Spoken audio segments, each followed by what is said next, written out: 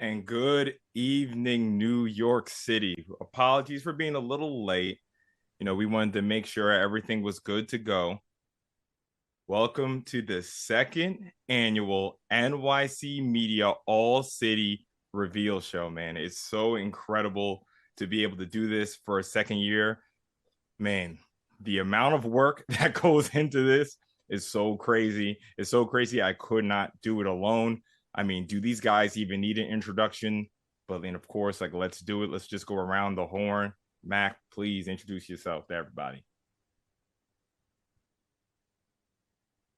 Oh, he's frozen. Mac, you muted, bro.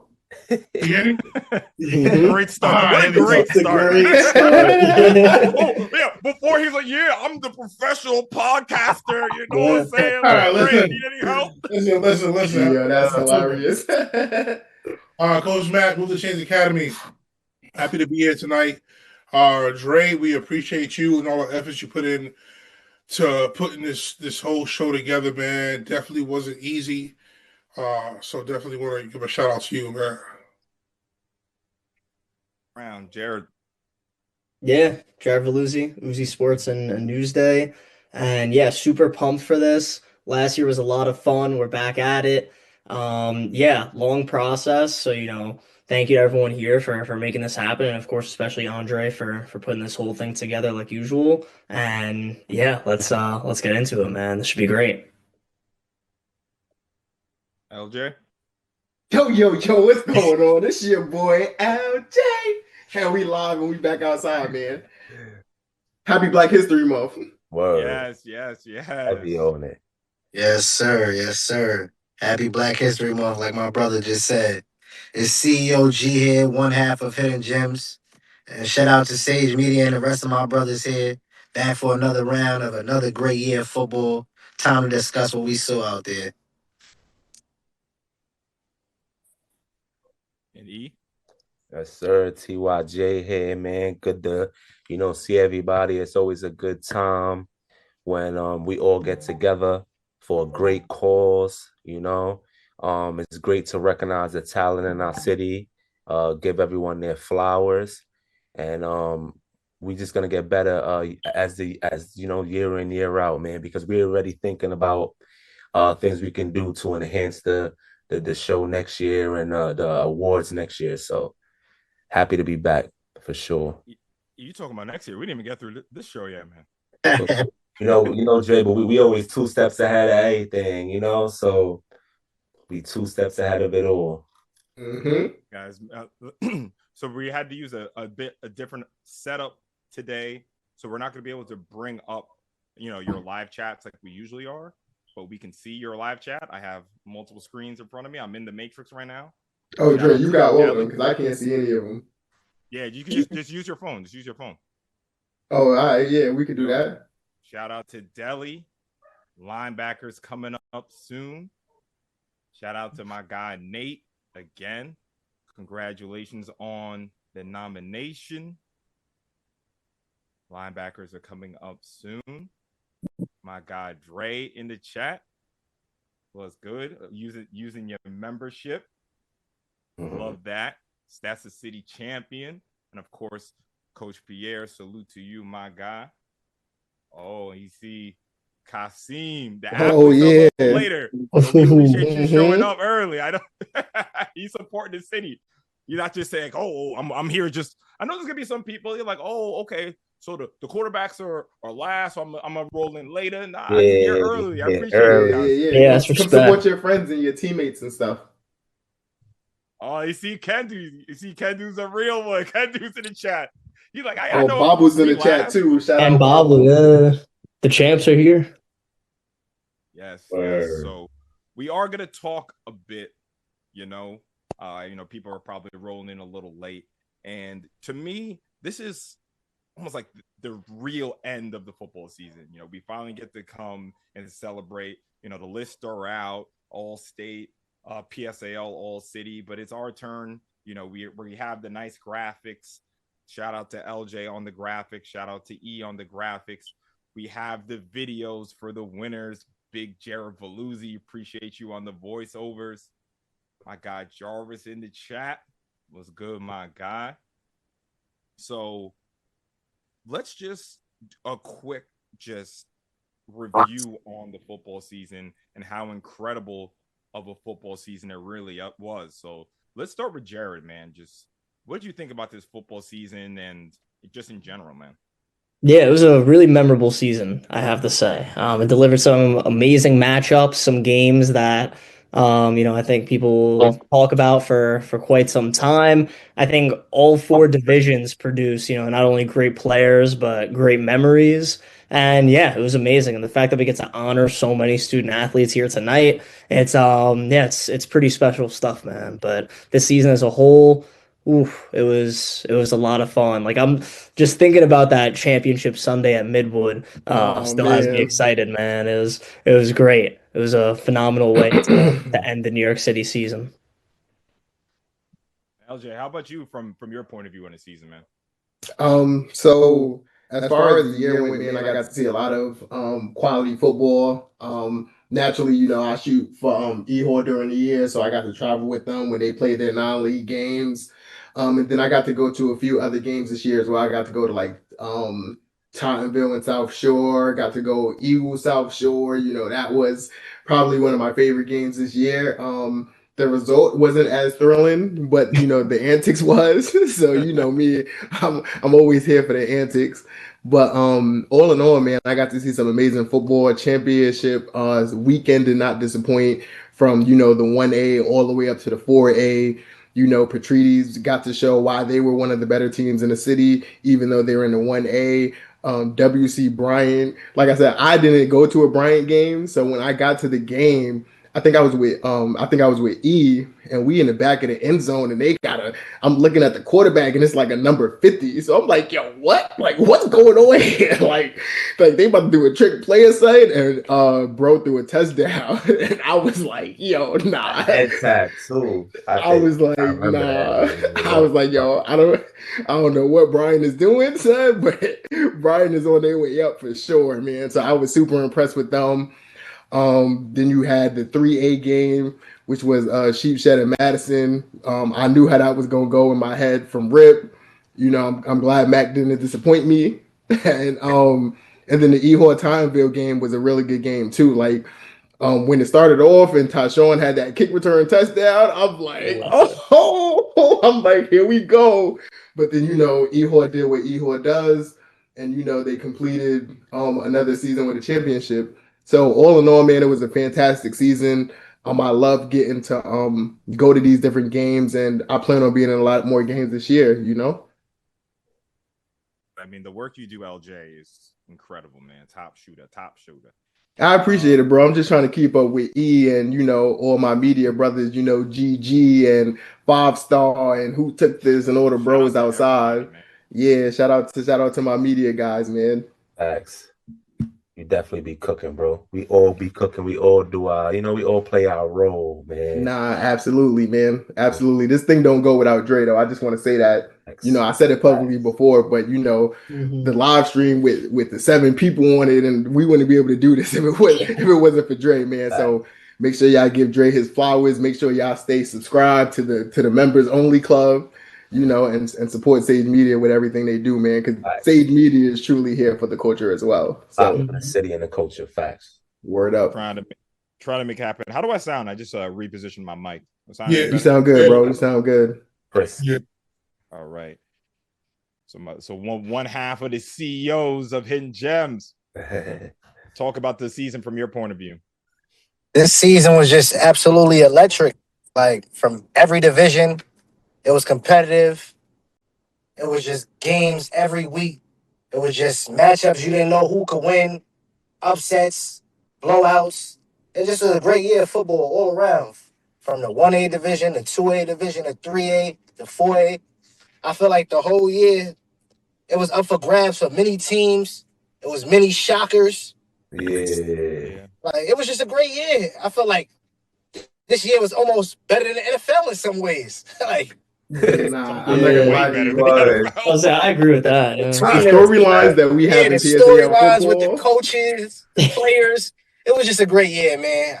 Like, I'm glad to be a part of it, and I'm glad that New York City is taking this great leap. Absolutely. And huge shout out to Martin. Martin Koppelman just became a member. Really appreciate you. Yeah, I get to Martin. use your Yeah, emoji, my man. guy. Yeah, Yo, Dre, I need my commission, man. Make sure you make sure you send that through. Low key. No, I'm my just guy playing, E man. with the merch. What's up, my guy? What's up, bro? I can't complain, man. You know, it's always good to link with the guys, man. You know, do what we do best. But it was a great year, man. What's telling me right here? My bad. Yeah, it was an amazing year, man. I'm kind of a little sad, might be the word, man. I really like this senior class. You know, some of the student athletes that are on to the next level to, you know, pursue what's next on their journeys. I've seen these guys since they were freshmen, you know, the Tyshawn Bents, the Amir Murrows, you know, the Kendall Browns, the Justin McGuire. Exactly. We could go on and on and on, you know. I can't believe some of these guys are out. So, but you know, on the positive side of things, you know, I know they're gonna do great things on the next level.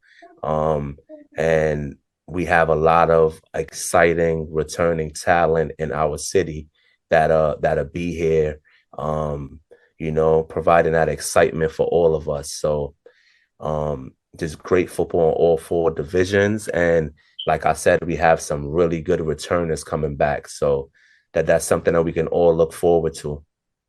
You know what a connection I just made? Just think of the NFL, right? They had Aaron Rodgers, Tom Brady, Drew Brees, Phillip Rivers, Eli Manning, right? And they all kind of left within like a 2-3 years. Ben Roethlisberger, and it just changed the NFL so much. Yeah, think about it. Yeah. Kendu Brown, Justin McGuire, Vinny Canzaneri, you know, even Aaron Smith coming in and making such an impact in the league.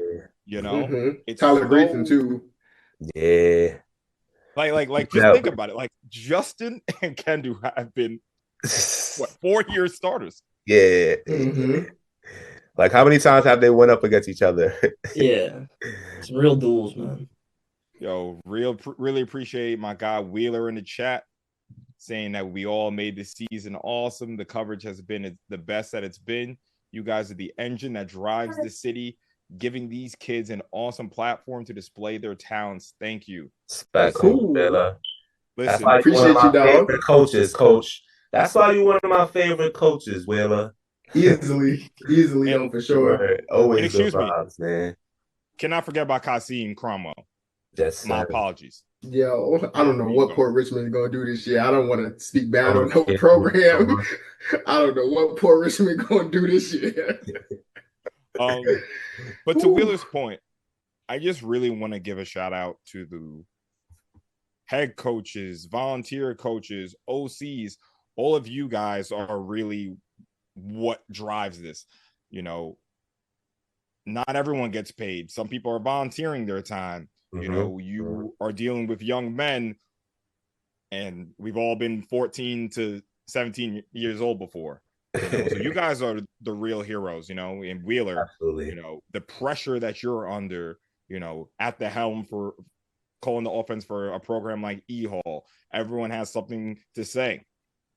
And the amount of work that you guys put in, you know, Mac, right on here, right? I remember championship week, you know, talking to you on the side, you know, how locked in you were, you know, how many hours you spent on film for the third drive, you know, just for the third drive, just for this play. Like, okay, I'm going to set this up.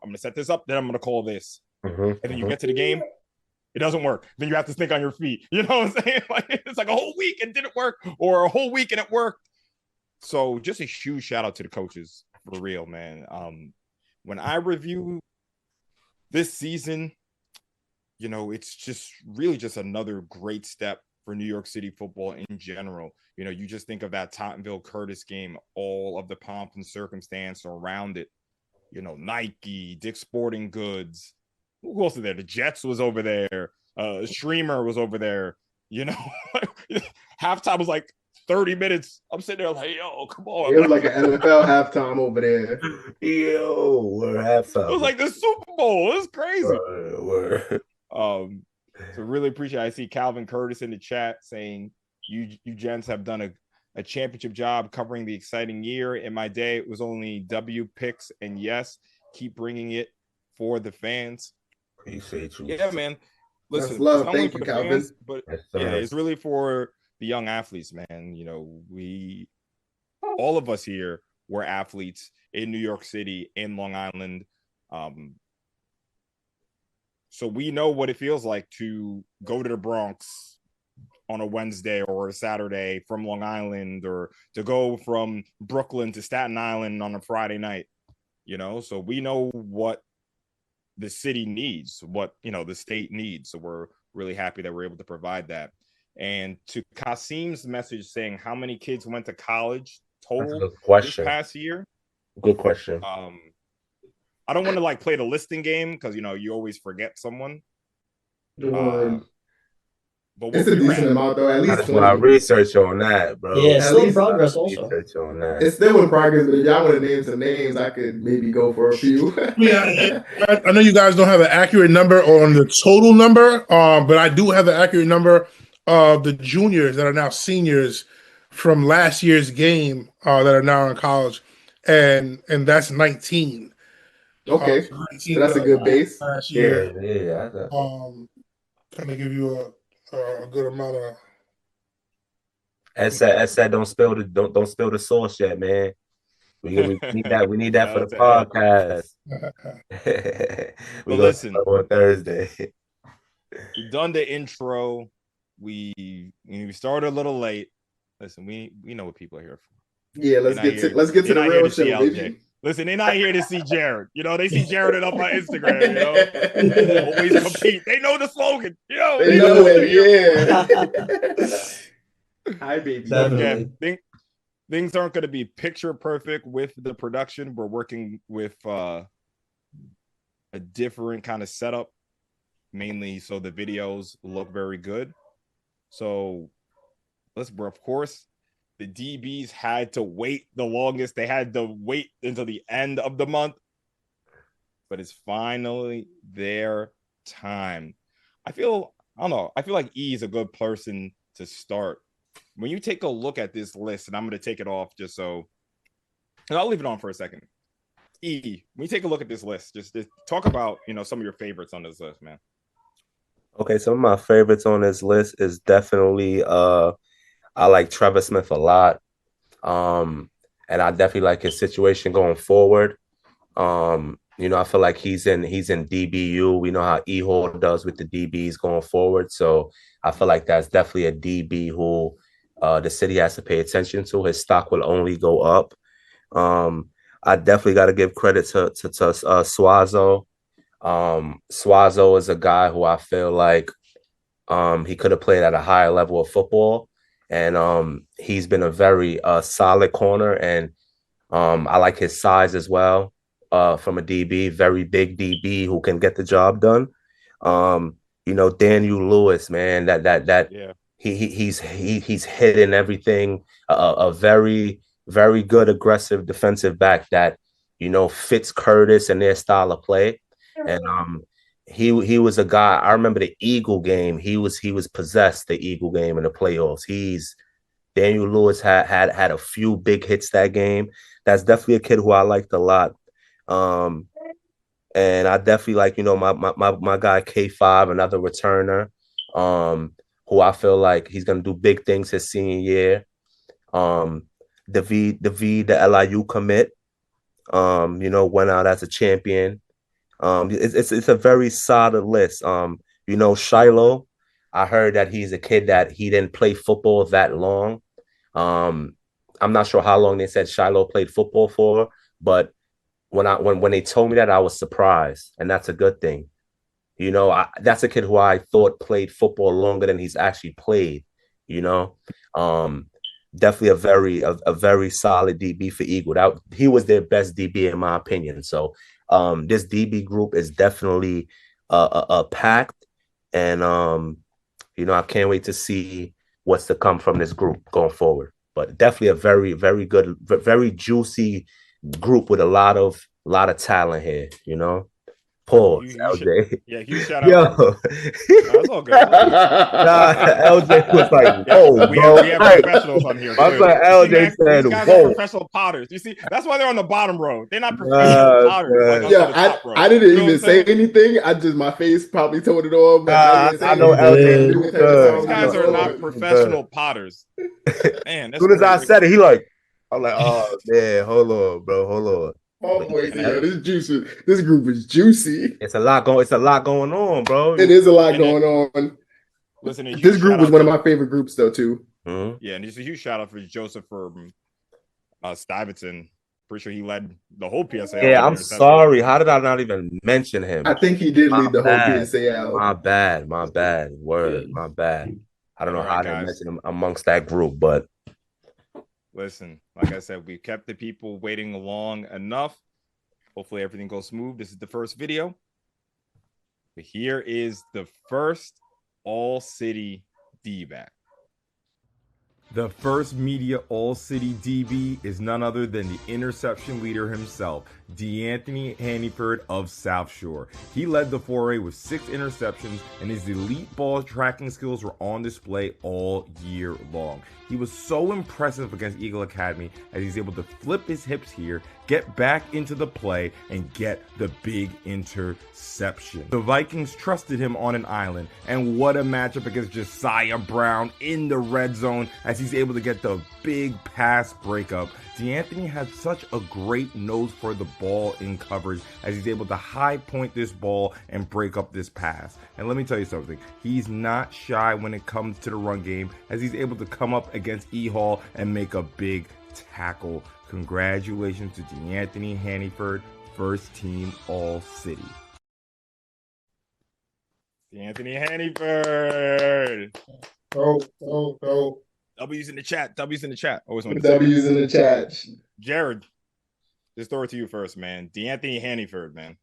Yeah, I mean, what a great year he had as a Viking. Believe that was his first year at South Shore, right? Transferring from Madison, and he delivered. I mean, listen, he went against, a lot of tough competition, had a ton of interceptions. I mean, Dre did a great job in that video, kind of breaking it all down. And yeah, he had a massive season, and he's been great the last 2 years. The fact that he's back again, it's very exciting. LJ, how about you say a word on D'Anthony? Nah, man, D'Anthony did everything that he was supposed to do. Considering, the outcome of South Shore season, it's safe to say that, that D'Anthony wasn't a part of the reason that, that they didn't probably get to the heights that they wanted to get. He was a lockdown defender at Madison, lockdown defender at South Shore. Shout out to Coach Battle, his DB coach. And yeah, man, I'm excited to see, his future and what happens next. All right, guys. So that's the first off the board, D'Anthony Hanniford of the South Shore Vikings. My guy Wheeler, appreciate you. Listen, a lot goes into those videos, all right? If I'm not on my A game, because I'm running on like an hour of sleep. Hey, look, somebody said that was shout out to who was that Cal? He said that was fresh. Yeah. Shout out to the production team, man. Y'all may see the video and be like, oh yeah, LJ had to do that. Like, nah, that's Dre. Al did not touch none of these videos. EYJ didn't either. Word. So yeah, he's saying shout out to the production team. Me. Shout out to Dre. Shout out to Dre. Word. Nah. Shout out to Dre. Uzi helped out with the commentary, but the video was all Dre. All Dre, yeah. It always looked phenomenal. Like, Dre got to put me on so I can steal some of those for these highlight films next year. That's the thing. I'm like, do I put them on? But it's not special. You know what I'm saying? No, I'm playing. All right, listen, guys. Let's get to D-back number 2, first team All-City. The second All-City DB is the hard-hitting Dutchman, David Jacob. The only way to describe the LIU commits game is aggressive. He rallies to every play and to every ball as he skies for the interception here. I love this play here because the receiver has a free release, and look at the ground David has to cover. There's a foot race to the end zone, and David wins it. And you can't be a Dutchman without rallying to the football. David bodies that as he forces a fumble here in a big game at 100 Luton. And here again, he's the last one to the party, but he makes the biggest impact, forcing yet another fumble. Congratulations to David Jacob. David Jacob! Congratulations, David Jacob, first team media all city. We'll hear from LJ. But let's go to Max first, because I know that's one of your guys, man. He said, what do you say, Dre? David. Talk about David, man. That's one of your guys. I thought you said LJ. Yeah, man. David Jacob, man. I watched him since the 9th grade. Super solid kid, great individual. And then to see him on the field kind of turn that switch on, man, and he could play the ball, come down, make tackles. Had an amazing performance in the Rising Stars game last year. So much to even that night got offered the scholarship, and I believe he's there now. He committed and he's enrolled. Correct. He's currently enrolled, and he's currently enrolled at LIU right now. So hats off to David, man. The kid works hard. Yeah, man, he definitely deserves it. And LJ, you seen him up close and personal all year. Man. So one of the things about David is that that he literally is a defensive player. Like, he turns over the ball, he's looking to create turnovers. He did a really good job creating turnovers this year. A lot of forced fumbles, great in run support, And then one thing that was underrated about his game was his hands. I heard a lot of people make jokes last year about him not being able to catch the rock. And, this year, bless you, E. This year he showed people that he can not only make big hits, but he can also create turnovers by catching interceptions. He did drop a few, and he left a few on the table for sure. But he definitely had more, I believe, this year than he had the year before, which is always something that you want to see in a player. You want to see them improve and things like that. So, yeah, man, he had a really good year for E-Hall. And, yeah, he continues the legacy of E-Hall having, hard-hitting, forcing turnover safeties. Yeah, Deli in the chat calling him Mr. Turnover. And one thing I want to say, I know I'm going to get this question, so hopefully Deli, Eric, I see you in the chat. The videos and the images you guys will get them. So you don't have to message me. You're going to get them. You don't got to screenshot it. You don't got to screen record it. Please don't screenshot it. Please don't screen record it. Please. Do not screen record it. You're going to get the raw file. You see Dre when I said that? He like... Please, as soon as tonight is over, tomorrow morning after we recharge and get some sleep, we will send out a link that has everything available for everybody. Go on there and download your stuff the right way. If you have questions, ask, and and we'll show you how to download those things properly. But we can't wait to see y'all post those on y'all pages and send those to some college coaches too, man. Hopefully I get bagged up. Word. You never know. Yes, absolutely. All right. Only two more on the first team. Let's see who's next. Next up is the big play pirate, Kyle Charles. Kyle played a huge role in a Pirates defense that only gave up 20 points twice all season long. Kyle was asked to cover the opposing team's best player every single game, and the young junior was always up for the battle. The aspect of Kyle's game I love the most is his combativeness. You see here how he's able to get back into the play and force another turnover for the Pirates. Kyle is a very willing tackler. He always wants to get involved in the play. As you see here, he makes a tackle, and up against Eagle Academy, he reads the play, skips past the blocker, and makes a big hit. Congratulations to Kyle Charles, first team All-City. Kyle Charles, Tottenville. K5. K5, man. A seatbelt. G, how about you talk about Kyle Charles, man?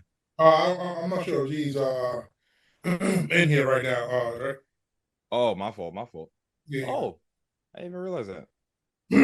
So I'm just gonna move it to E. Let's go E. No, talk about K5, K5, man, definitely one of my favorite corners, man. Y'all know I've been big on K5, bringing his name up. Um, he definitely was Tottenham's best corner. He was that guy covering, the opposing team's best player, holding it down. A very good tackler for his size, as we just seen in his little highlight film there.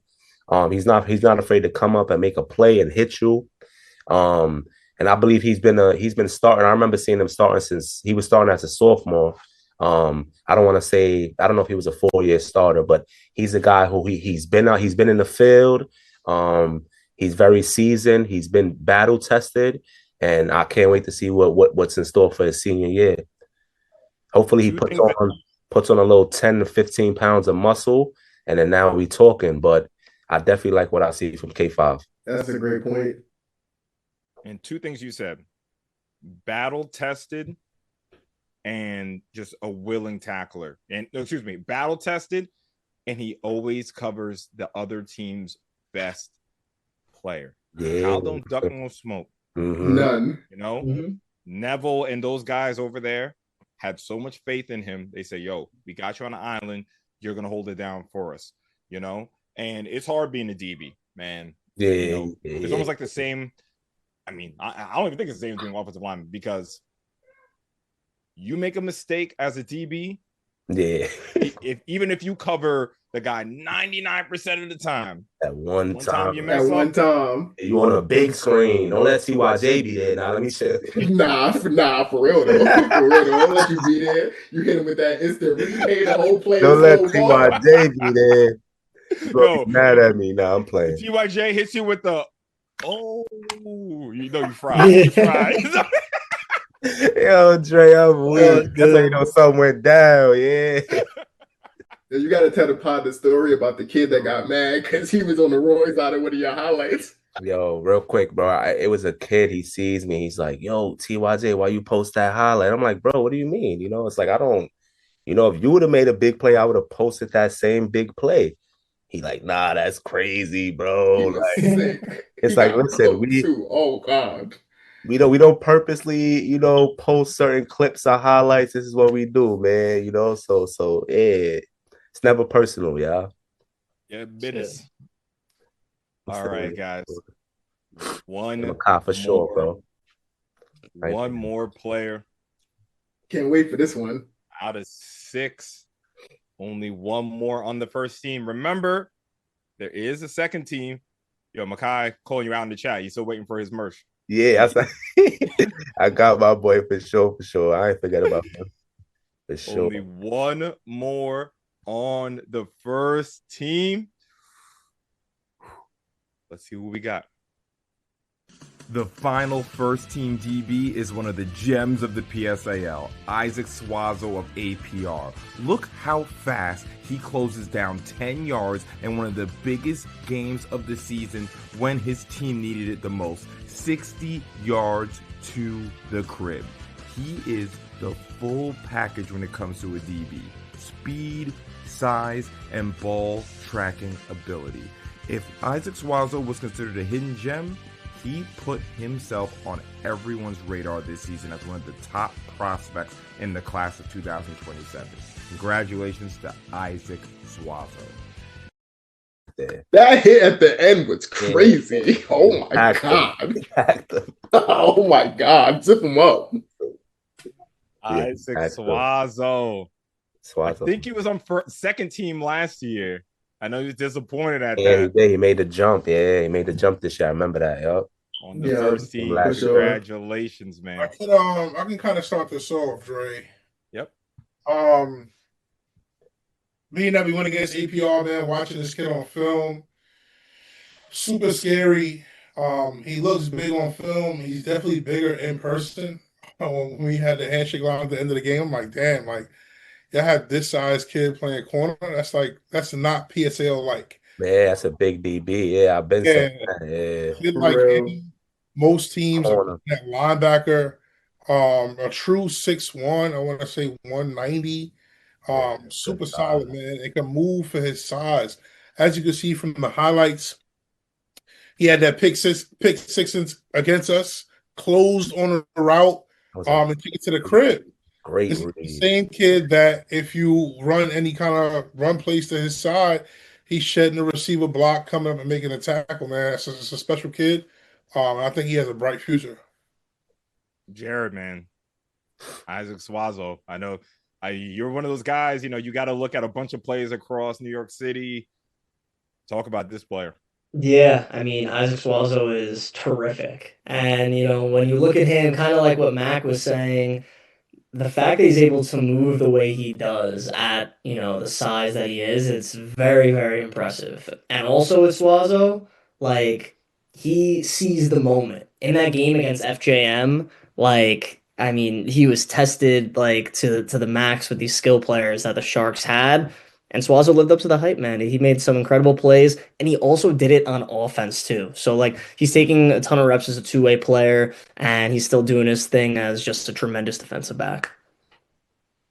I want to say something Congratulations. about Go ahead, Swazo, of course, please. man, because I've been like this kid from last year. Just that pick six, that was probably one of the best reads I've seen the DB all year last year. Like it's like he ran that route, that pick six he caught against FJM. That was just a great read. And Jared just mentioned a great point. They had him playing receiver this year, and that showed how good his ball skills really are. Because this kid was a very good receiver as well. So it's like just a very good player, man. I can't wait to see what's to come for him. Yeah, I mean, he easily could have been on that athlete list, honestly. Some people had to be on a D-back, some people had to be receivers, some people were athletes. So, oh man, we're gonna get to that later because it got tough towards the end. a lot of these picks were tough. Yeah. A lot of discussion has happened between the six people you see on this screen. Yeah, we had debates up until yesterday, if we're being honest. Oh, Makai. No, Makai, wait.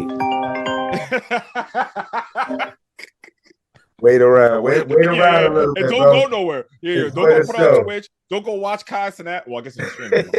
Speed, whoever streams and stuff like that. Stay right here.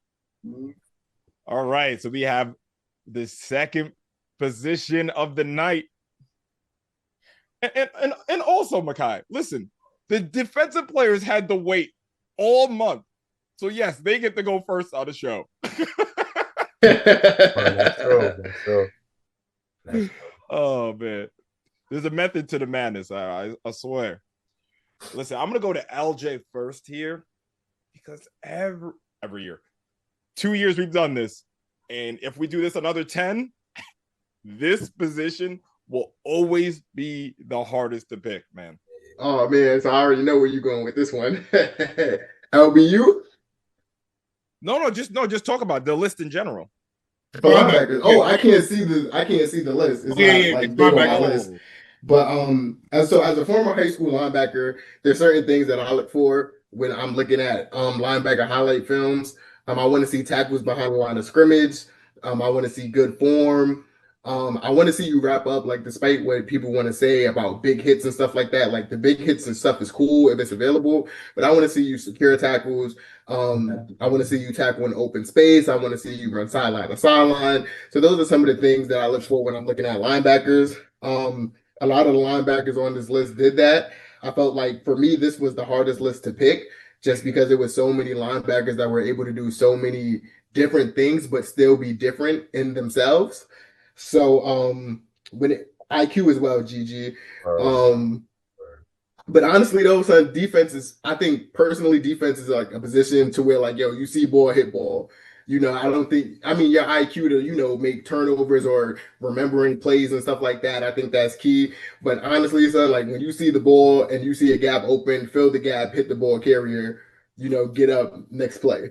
So I feel like a lot of the linebackers this year did that. There's a lot of good linebackers on this list. There's a lot of E-hole linebackers on this list.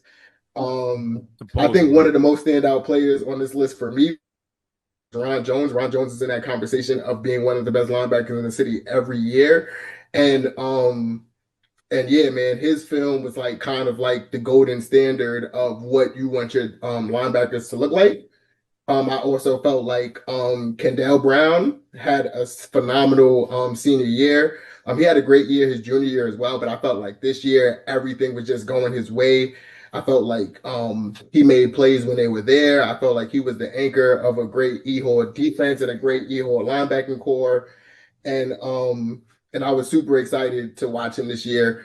He had a lot of phenomenal plays. Who else? I think the shocker on me for this list was the linebacker from New Utrecht. He kind of came on our radar late. We didn't go to I didn't go to a New Utrecht game, but Jared kind of put me on and was like, yo, you got to look at his tape, bro. Like he was really good. And watching his tape and seeing his size and the things that he was able to do with his size on the film was very impressive. So yeah, I look forward to getting into this linebacker group. Shout out to all the linebackers that were nominated. You guys all were special in your own right, but the four that we chose here today were just, I think a class above everybody else. I see Zebo in the chat. Probably has his fingers crossed. He's on this list. Will you be on the first team list? There are 4 slots available. Let's see who got the first one. The first all-city linebacker is none other than Ron Jones of Abraham Lincoln. If you've been following Sage Media, you know that Ron has been one of my favorite players to cover, and you see why here. This is how you form up and finish a tackle. One word to describe, Ron is textbook. He's every coach's dream. Look how he takes on the double team, keeps a free hand, and makes the play. Ron has been one of the most sure tacklers in the league over the past 2 seasons. Ron is truly the definition of a sideline to sideline linebacker. If it's the A gap, the B gap, C gap, he's able to make the play. He's able to glide through traffic and get his pads on the player. Congratulations to Ron Jones, first team All City. A dog. Hey, Oh my God. Man. I'm gonna be real. I would hate to run through a hole and see Ron Jones coming. Damn, I gotta deal with Ron Jones all game. Damn. For real, I'd be sick. Yo, Dre, before you give it to somebody, man. Yo, I watched this kid from last year. To him to come back in senior year, he was punching people, and then For real, finally got to see him play in person. I was on the sideline for the Riley Classic game. Yo, and to hear his thumps, like being close up, I'm like, yo, I feel sorry for these kids running the ball. Yo, he's a true thumper, yo. Yo, he is a true linebacker in every sense of the word. Like, absolutely. I think let's stay here for a minute because I think this is a player that really, really, really deserves his flowers. I'll let you guys go first. I have a lot to say. I know you just heard me talk. He's your favorite player in the PSAL, for real. I want to say, yeah. Dre definitely always loved Ron Jones. Dre is the biggest Ron Jones fan on the planet. I know Coach OC and the DC at Lincoln, they lost a couple nights of sleep because Ron Jones is that type of player that when he leaves your program, it's like, damn, that's big shoes to fill. Just a great leader. I attend many Lincoln games. I see how he carries himself. Just for DC, that's your guy right there. You would love to have a Ron Jones. Absolutely filling his gaps, playing sideline to sideline, doing it all. I don't think I ever seen him not on the field when Lincoln was on defense. Like he doesn't come off the field, and a great player to say the least. A great player, Ron Jones. Real quick, Chase, really appreciate you for becoming a member. Sure. Appreciate you, my guy. I mean, Jared, listen, we all have to talk about Ron Jones, honestly. This is a player who really deserves his flowers, man. Yeah, he is terrific. And one of the things, because obviously you guys know I talk with coaches a bunch, and one of the first things that gets mentioned about Ron Jones is his character as well, which is amazing. I love to hear that. I heard he's a great leader. But after such a great junior season, sometimes it's hard to follow it up with a fantastic senior year when teams are kind of trying to take you out of the equation and, make sure you don't have that big of an impact. Didn't matter. I mean, Ron Jones, he brought the pain, and listen, you guys said it.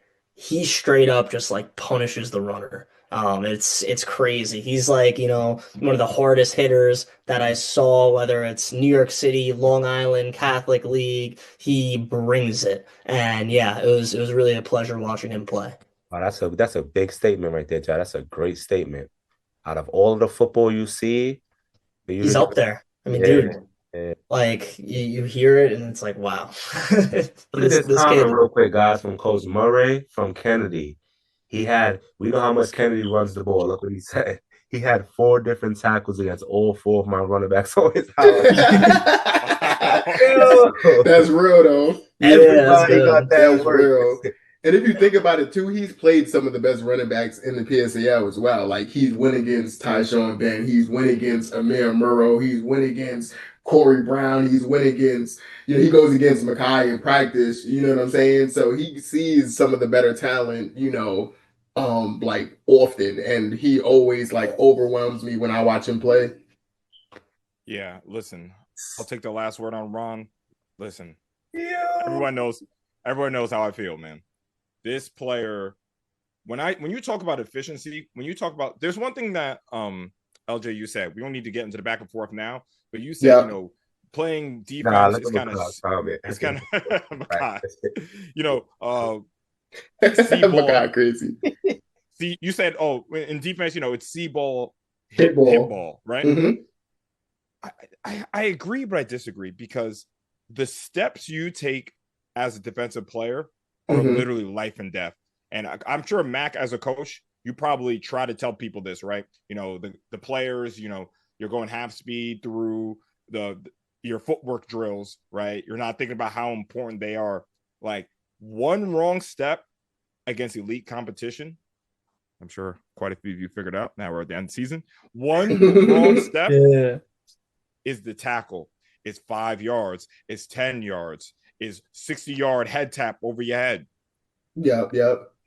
And Ron Jones does not waste one step. And I think that's why he plays so freely, and that's why I think, like, don't get me wrong, is he an intelligent football player? Absolutely. But I think a lot of the plays that we see are just him having good technique, him reading his keys, him understanding, like, okay, cool. Mm-hmm. If the guard steps my way or the center steps my way, then all right, cool, I got to fill backside A, like, it's just more so he knows his responsibility. And when you know your responsibility, it kind of gives you the ability to play more free when you understand the defense and what your defensive coordinator is trying to get out of it. It makes the game easier. Yeah. And he just looks like he's mastered that Lincoln defense.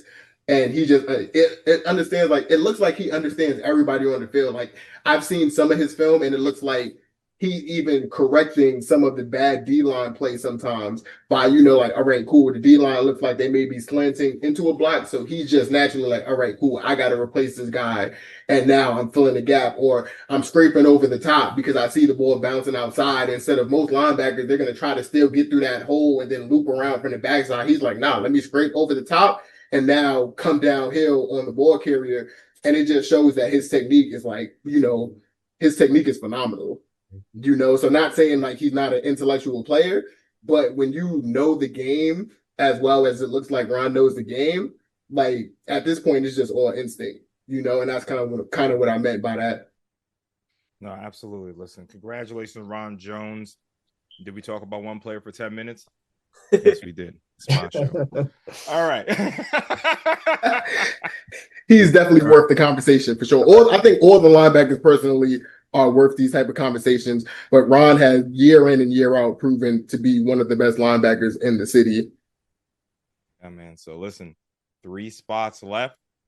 Let's see who is also joining Ron on the first team All-City linebackers. The second All-City linebacker is one of those Dutchmen, Zaire Walden. Even amongst a stacked unit, Zaire was able to stand out all season long. If you want to know what an E-Hall linebacker looks like, watch this play. Flies up, blows up the blocker, and makes the play emphatically. Zaire always plays downhill, and his combination of strength, speed, and agility really made him one of the top players in all of the PSAL. Congratulations, Zaire Walden. Zebo. Zebo! All right. LJ, hold off. Just trust me. E, your thoughts on Zaire Walden, man? Yeah, Zaire just a bully. You know, it's a lot of times I'm watching E-Hall play and I'm like, who the hell was that right there? Oh, that's 30. Yeah, no, seriously. And I'm like, oh, that's 34. Damn, that was Zebo. Like, plays with he fits just another guy. I don't know how E-Hall does it year in, year out. You got to salute their coaching staff. Just another guy who just fit, E-Hall scheme and their style and their aggressiveness. And, he fit that very well. It was very good seeing Zebo knock heads off this season because that's what that whole group was doing. And he definitely played his role and had a very good year. I think I said it during a podcast or a broadcast. I don't remember. Like, Zaire is one of those players who is like, what's he doing there? Why do you make a play over there? You see him line up like, okay, he's in. What's he doing over there? You know what I'm saying? Like, he always just pops up making plays. He's just an incredible player. And again, I've said this before. I love how he navigates through traffic. It's just such a skilled player. Jared, your thoughts on Zaire? Yeah, it was really interesting, right? Because coming into this season, like Carlo from last year was great for Erasmus Hall. He graduated, so I'm like, all right, let's see who kind of steps up at the linebacker spot, and so many kids did. And throughout like early season, like I'm seeing that first game against Tottenville, I'm watching Eel early, and I'm like, 34 is just like kind of like everywhere. Yeah. And he was phenomenal. He's someone like I caught my eye very quickly. I was like, all right, I'm excited to see what Zaire Walden has the rest of the year. And game in, game out, he produced, showed why he's one of the best linebackers in the city. And yeah, shout out to Erasmus because every single year it just seems like when like on defense they have kids that could just flip a switch and play, super mean, tough football and come up with a lot of great plays. You see, great point that Jared just made because I said something similar, and it's like over at E-Hall, they just find a way to just, I wouldn't say a duplicate, like a player who has the same playing style, but year in, year out, they just keep filling these I wouldn't say voids, like seniors, guys leave, so we got to fill these positions up, but year in, year out at E-Hall, we see the same playing style. So they're doing the right thing over there, that coaching staff. Absolutely. All right. Let's see who else could possibly be joining Zaire. Next up is yet another Dutchman, Kendall Brown. The only word to describe Deli is tenacious. He always rallies to the point of attack, and then he makes sure the ball carrier remembers that interaction. Deli has been the leader of this Dutchman defense over the past 2 seasons, and you really saw it pay off. Here, you see him close down 12 yards instantly and make the play. Deli's play recognition might be the top in the league, and he absolutely embodies what it means to be a Dutchman linebacker. Congratulations, Kendall Brown. Boy. Deli! This one, I got to throw right to Mac. I know another one of your guys, man. Yeah, man. Deli is definitely one of my guys. Super happy for him, man. Been seeing him ball out these last 2 years. He had a phenomenal senior season. I've seen him kind of play guys in coverage and come down and make some big plays. I personally thought Deli couldn't play in coverage, but he proved me wrong this season. To see him out there playing in space, did an amazing job, man. Had a hell of a senior season. I believe that he's off to Lincoln University. I'm pretty sure he's going to make an immediate impact there. And just happy for him, man. Y'all ever seen Deli's face pregame? Nah, Nah, serious question. He Like, looked I like he know ready to Deli kill got some somebody. steals. It's Yeah. like, I don't know, man. The athlete in me, I could just tell when, like, somebody is like fronting per se, or it's like, nah, this kid is locked. I knew exactly where you're going. Like, Yup, this kid is locked in. Like, Deli pregame, he's like, just the look in his eyes, it's like, yeah, dog. Like, he's ready. He's ready for the moment. Like, Mm-hmm. And you can just see it in the way he plays. Once he reads and he understands what's going on, and that's why the Dutchmen are champions, man. And we have one more slot. A lot of good players on this list, man. This is always the hardest. The hardest spot is the last spot on the first team. Let's see who earned it. Last but not least, of course, it's another Dutchman, Nazir Brown. Nazir truly developed into a sideline-to-sideline linebacker. In the championship game, he starts to play in the middle of the field, and he makes the tackle outside the numbers. And he made a habit of this. He does the same exact thing here against JFK. Physicality is Nazir's bread and butter. He loves to come downhill and hit somebody. In my opinion, Nazir Brown is a front runner to be the face of the league in 2026. And watch in this play how he gets through the double team, recognizes the ball carrier, and makes the tackle. Nazir Brown, first team All-City. Congratulations. Nazir. Nas. My guy. LJ. I told you to be patient. It is your time. First, talk about Nazir, and then the whole unit, man. So Nas, man. Yo, Nas is mad funny. First off, yo, Nas came LJ, outside. give me some analysis. Sorry. But no, my analysis was getting into his play style. But Nas is kind of one of those guys that, like in pregame, he just looks so chill and smooth. And, he looks like honestly too relaxed. Like, as a coach, you're looking at your players and, you see him smiling all the time. He be outside with the bubble jacket during pregame warmups. And you're like, yo, he doesn't want to play. Like, this guy's outside in a bubble jacket. Like, yeah, it's cold. But bro, this is football. You know what I'm saying? Like, yo, thug it out. You're a linebacker. You play one of the toughest positions in the game. But yo, he takes that bubble jacket off, and it's like Superman comes out because yo, his energy is just so ferocious. He flies to the ball. He communicates really well. I think that was one of the things that I've noticed that he made a jump from last year to this year. He communicates really well with the linebackers around him and with the defensive back unit.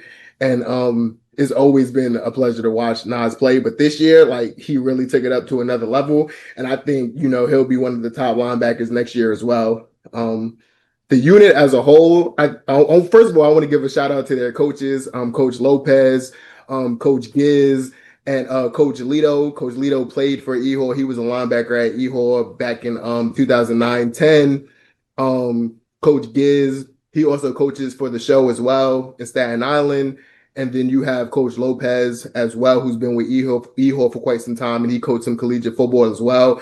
I think when it comes to the way those three guys work with the linebacker unit, whether it's inside and outside linebackers, their communication is so tight as far as what they want to do with the game plan. And I think it just reflects to the position group and as a whole.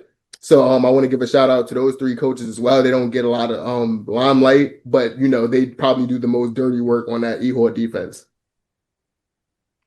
Yeah, man. Listen, I see some people in the chat saying like, "Oh, XYZ 3 E-Hall players." Oh yeah, here we go. I knew it was coming. Hold on a second. I'm not gonna throw this in of you guys. I'll answer this one. Listen, this unit, when you watch E-Hall, obviously they were led by Kendu, but this linebackering unit just set the tone. And all three of them, it's so interesting how 2 years in a row we have two teams that got three linebackers. Last year it was Curtis. And how would you describe Curtis? Those guys were all over the place. They dictated the line of scrimmage. They dictated the play, and these linebackers really did the same thing.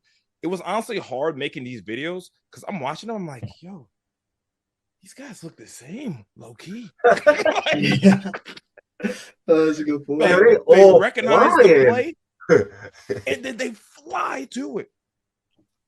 You say that, Dre, because I watch a lot of film, right? So I'm like, damn, if I was coaching to play these guys, like I'm gonna lose sleep this week, bro. Because yeah, for real, we going against a whole core that are dogs, bro. It's like all of them. Some teams we have maybe our middle backer, maybe that backer is good out of the group. The whole group, though, it's like it's no weak link. There's nowhere to run. Like, don't run no trip. Yeah. Mac, I actually do want to hear from you here. Like, as an offensive coordinator, when you're game planning and you're like, all right, I'm gonna pull the guard, we're gonna do this. But then you watch the film, you're like, Jesus Christ, I pull the guard and the guy is running faster than the guard. Or the guard up in the backfield. Beating the guard to the spot. When you see like that tenacious of a unit.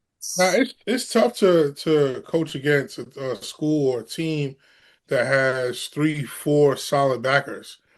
Then you have to kind of evaluate, well, hey, are their DBs as good as their backers? Mm-hmm. And you have to just pick your poison on that one. So if you feel like the DB group is maybe less talented than the backer group, or you just consider matchups. Are your receivers better than their DBs? Then you won't run the ball as much. But if you feel like your O-line and your backs can compete with their linebackers, then you got to kind of game plan to run the ball. Absolutely, man. So huge shout out to all the first team guys. Remember, stick around because at the end we will reveal the second team. So even if you're not on the first team, you have a chance to make second team. Mm-hmm. All right. Jaden White, you missed a lot. You better stick around. Don't leave until the running backs. All right. So I'm going to throw this next group to Mac. Mac, can you see it? The D-line, yes. Let me just pull it up so it's a little more clear. I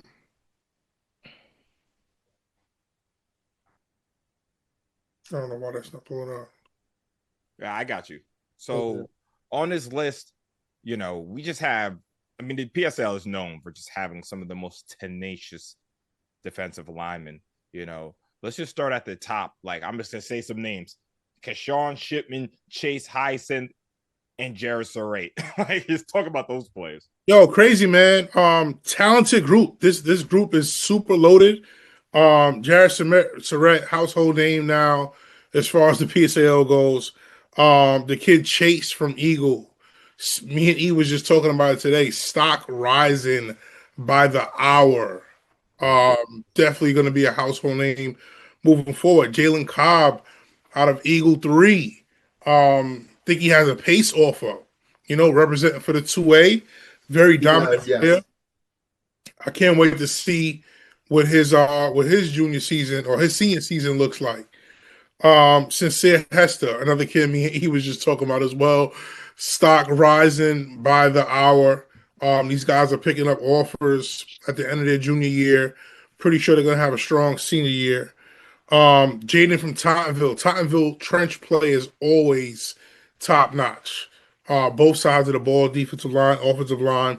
The 4A sack leader and Peter Jean-Baptiste, man, out of South Shore. Pretty sure he is super hungry moving forward. Wanted to repeat being the sack leader again. David Waters, solid. Yep. We were just talking about that E-Hall defense flying around. He had an amazing season this past season. And then Eli Jones from Tottenville, man. I watched this kid versus Curtis. super technician. He's one of the few players that I see that has a bag of moves. Can speed rush, can use his hands, swim, dip under you. Super solid kid, man. Had a phenomenal season as well. That was a really great breakdown. Really appreciate you, Mac. So listen, let's keep this party going, man. D lineman, I see GG in the chat saying this might be the toughest list. This D line and linebackers is really, really tough list. All right, this is the cream of the crop. Let's see who gets the first slot. The first all-city defensive lineman is the Central Connecticut State commit Jarrett Surrate. For the second year in a row, Jarrett was the most dominant defensive lineman in all of the PSAL. Just watch him on this next play. Just shed the blocker and pursue the quarterback. Look at the desire he has to make a play. Jarrett plays with a certain desperation that you always want to see in a football player, especially a defensive lineman. Teams tried to double team him all season long, as you see here, but it just did not matter. This play is nothing but desire and a high motor player on display. Congratulations, Jarrett Surrate. Yeah, Jarrett. Congratulations. Go ahead. Let's Jared. I mean, this guy, no pun intended. Jarrett Surrate. I mean, what an incredible player, man. Just talk about him. Yeah, he's such a game changer. Special junior season, got a lot of attention that was well deserved. And then coming into senior year, start off with a bang against St. Peter's, and then, Curtis won a couple games, and I think some of us were wondering, we're like, man, I think Jarrett, we're expecting him to make a few more plays, and then some of the big games came, like that game against Tottenville, where we're like, oh yeah, he's Jarrett Surrate. He hasn't gone anywhere. He is absolutely excellent. He balled out in the playoffs as well. Such a talented player, showing up in a lot of big moments. And yeah, as a D lineman, especially when a lot of teams are trying to key in on you in your senior season, really didn't phase him, man. He's phenomenal. Mac, only right to come to you. Yo, what a player. Yeah, man. You know how I feel about the kid. Super high motor. Coach Wheeler just put a headache to game plan against, to go against. I can only imagine putting on a film and kind of just game plan around a defensive tackle that could potentially cause penetration every single play. That's annoying as an offensive coordinator to do. You know what I'm saying? It kind of messes up your schemes if you're a zone scheme team, and now you're telling your center and your guard to stay on three. You know what I'm saying? We're not going to the next level this week. that kind of plays a huge part in game planning, man. And to see this kid attract that much attention at defensive tackle is just unbelievable. Yeah, I mean, Central Connecticut State. Yes. Again, a really, really good player. Yes, man. I believe he's already enrolled too. So is he? Yeah, he's already on campus as well. Oh, I love the early enrollments, man. Yes. It's becoming like a thing now in New York City. Shout out to Free, man. And let me be respectful. A PSAL champion. Yes. Yeah. Oh, yes. Absolutely. Yes, he is. Absolutely.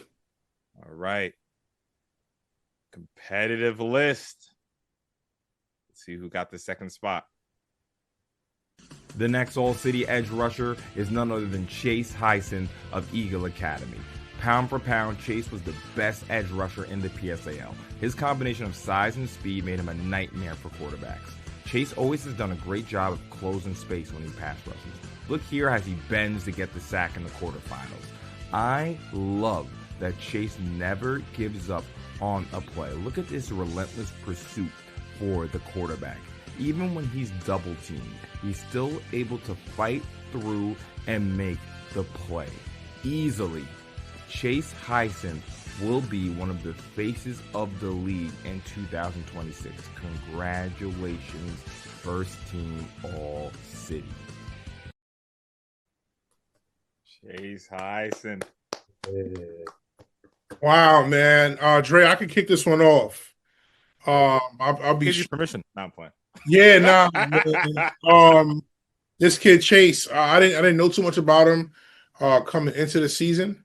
Um, we scrimmaged Eagle 2 at camp, and that's when I kind of got to see the crew that they was working with. And this kid was super phenomenal. Could play all over the field, super fast. Just to see him in person, because you know when you're in the scrimmage, you're kind of on the field with the kids. Seeing him play and fly around, identifying what the offense was in. That's rare for high school kids to call out the personnel, call out tendencies that they might see. To see those guys and him do that was super, super impressive. Like I said, he has a high ceiling. I am excited to see what his senior season looks like. You've been watching this player for a long time, man. Yeah, Chase is a kid who just one very key point I want to make about Chase is how versatile of a player he is. Chase is a guy who not only can he provide that rush off the edge, he can actually step outside and cover someone. That's how athletic he is. This is a kid who will go on kickoff and make a tackle on kickoff. So sometimes you see kids who are starters, they're like, oh no, I can't touch those special teams. It just shows how much of a team player he is. And just like Mac mentioned earlier, he's definitely one of the players in the city whose stock is rising very fast. So that's not only big for him, it's big for the city as well. I expect him to have a huge senior year. Yeah, I expect him that Eagle defense, but that's a whole discussion for another day. Chase is definitely. I can't wait to see what's to come for him for sure.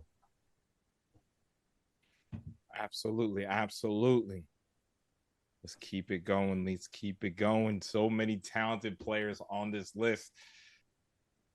Let's see who's next. Next up is the second half of Eagles' dynamic duo, Sincere Hester. The word to describe Sincere's game is explosive. You see here as he gets the sack on the quarterback. Sincere was simply too fast and too athletic for many offensive linemen this season. He always finds a way to get to the ball carrier. Look at the pursuit here to get the tackle. Sincere's speed made him a nightmare for offensive coordinators all season long, and that's why he's first team all city. Congratulations, Sincere Hester. Sincere Hester, congratulations. Listen, man, if you guys don't mind, I'm going to go first because I don't even want to talk about these two players play first.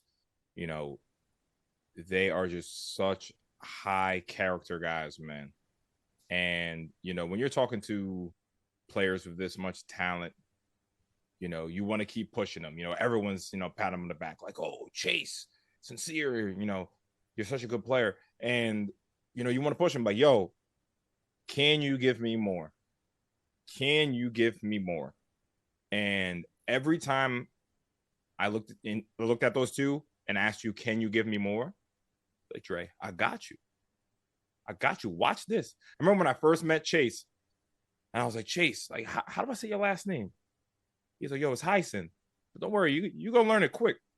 You'll have to learn it. That's mad funny. You'll have to learn this thing. Yeah, man. And, just so much charisma the two of them have. To talk about Sincere, watching his tape again, just like the E-Hall guys. I'm watching Chase, I'm watching Sincere, and I'm trying to differentiate them. I'm like, man, it's hard. They play so similar. It's just elite level play, man. And I just want to go over to Jared on this again. As someone you see all these different leagues, these got to be some of the top players you've seen. Yeah, without a doubt. The fact that both these two return as a duo on the same team, it's pretty crazy. They definitely took that next step because when they're at Canarsie, it was like, all right, like Canarsie has these young defensive linemen. They're supposed to be very good, and they had some solid sophomore campaigns. But as juniors, you could just tell, they got more explosive, more matured, made more plays, and yeah, I mean, sick athletes. They're next year, and I'm really thinking about it. I'm not sure what offensive lines are actually going to be able to handle these two, because of how talented they are when you think about it. So yeah, it's gonna be massive. I'm really excited for both Chase and Sincere. Yeah, well deserved. I remember seeing them in person when they came to Lehigh, and yeah, their defense definitely did their thing that day. That's for sure. Yeah. I don't know if you guys can tell. So I'm trying to keep the highlights to PSAL highlights. Sincere, especially Sincere boy. He has so many highlights in the Lehigh game, and I was like, dang, I can't use this one. Dang, I can't use this one. Yo, Crazy. that Lehigh game got scary real fast. Yeah, like They got once their pass rush, bombed. once they had the advantage there. Yeah, I thought Um, it was going to be a more competitive game, but Eagle ran away with that one. And it's yeah. definitely because of the help of those two gentlemen on the defensive side. Um, yeah, for sure. Yeah, and I kind of glossed over this one. Hopefully Nazir's still in the chat, and you heard what I said. Nazir Brown, Sincere Hester, Chase Hyson, and some other players. Hopefully that we'll talk about. This is really the face of the league, I think. Mm-hmm. Absolutely. No, Absolutely, for and sure. it's good hands, good hands. Let me tell you that. And of course, shout out to Coach Chad. See him getting love in the chat. Yeah, Cracking Academy, cracking defense. Yeah, one thing about Coach Chad, man, is Coach Chad is gonna have some tough defensive linemen, you know. Really, really good at getting those boys charged up and ready to sack some quarterbacks. No, absolutely, man. Again, the last spot on the first team. It's always the hardest pick. Let's see who earned it. The final first team edge rusher is Jaden Innocent of Tottenville. Jaden really developed into the leader on this Pirate defense as he made big plays in the biggest moments for Tottenville. He led the team. My apologies, guys. I had a little misslip. So yes, Jaden Innocent, congratulations. If we are going to finish it, I'm going to play it back. That was really a misclick there. But real quick, because Mac, how about you talking about Jaden Innocent? Yo, absolutely, man. Like I said, Tottenville trench play, super amazing, man. Kid has a high motor. He shows up in the big games when that Tottenville defense needs him. Good with his hands, can rush the passer, can also stop the run. That's hard to do. He's not a super big kid, kind of leaned out, but still pushes the big boys around, which is super impressive. So I just goes to show how strong the kid is and how low he plays. All right, so let's finish it, and I promise I'm going to stop clicking. The final first team edge rusher is Jaden Innocent of Tottenville. Jaden really developed into the leader on this Pirate defense as he made big plays in the biggest moments for Tottenville. He led the team in sacks 2 years in a row, and on the brightest stage against their biggest rivals, Curtis, he made the game-sealing tackle to win it for the Pirates. Jaden is a very, very crafty edge rusher, and he played a huge part in Tottenville's success. Congratulations, Jaden Innocent, first team All-City. Congrats, kid. Much better, much better. Much better. Man, Jaden, man, he has the build, and I see Tyshawn in the chat. Shout out. I'm pretty sure Jaden did not start playing football until he got a bit older. I want to say his sophomore year. I think you're right. That's what Coach Neville told me. Mm-hmm. And He started playing late, Dre. That's for sure. Just what a player, man. And, when it comes to his list, and hopefully I guess we should have went over this at the beginning. Again, we look at everything. Stats, how you play in big games, and how you look, how we think, our opinion on you. And when it comes to the big plays, just like Mac was saying, and I mentioned in the video, every time Tottenville needed a play, it was Jaden. What bigger stage to do it than that Curtis game? He's just an incredible player, man. G, see you back, man. How about you talk about Jaden? Yeah, man. Thank you. A lot of technical difficulties. But yeah, man, Jaden's a special player. Like, I've been to a few Tomville games this year, and like he just jumps off the screen, like literally just off my screen when I'm recording. From his speed to his physical ability with his strength, he's definitely a brute. He was definitely a brute force for that Tomville defense this year. One of the leading charges for that team, for sure. No, absolutely, man. So huge congratulations to Jaden Innocent. I mean, real quick to Mac. I mean, you just had the conversation, PSAL versus Catholic League, right? You pulling up with Jared Surratt, Sincere Hester, Chase Hyson, and Jaden Innocent. How do you feel about your chances? That's what I'm trying. Dre, I'm glad you said that. That crew right there. Come on, man. You're not telling me that those kids can't compete with the top dogs in the Catholic School League. There's no way telling me that. If I pull up with them, I'm leaving with something. Come on, we're leaving with something. I'm leaving with something. Word. Just a tremendous player. So congratulations to everyone on the first team D-line list. We are moving on to the kicker. Hold on, Dre. I think Jaden Innocent's mom is in here, and she said that he started playing football in 10th grade. Okay, That's impressive. Okay. So that's mighty impressive for him only playing football for 2 years. Shout out to moms. Mom, you got some good genes. Absolutely. Innocent. Apologies for fat fingering. If only you can see my screen right now, it's a matrix. Yeah, and again, Jaden's just a great kid too, man. Like that. And here's something I should do want to pause for a second. Are you guys seeing trends? All of these players, the elite of the elite, what do we say? Character, quality kids. It's not a coincidence. Why can we say that about all of these players? So, yeah, I sound like the old man, but character is important, y'all. Don't skip that. It's huge, for real. It's huge. What helps you get to the next level. It helps you be a better person, a better man, a better student athlete. So, a lot of these guys on this, most of the guys, every guy on this list is high character guys. I don't want to say mostly. I haven't personally met all of these guys like in person. I've heard stories about some of these guys, but they all seem to be great guys for sure. Yes, so we don't have a video for the kicker.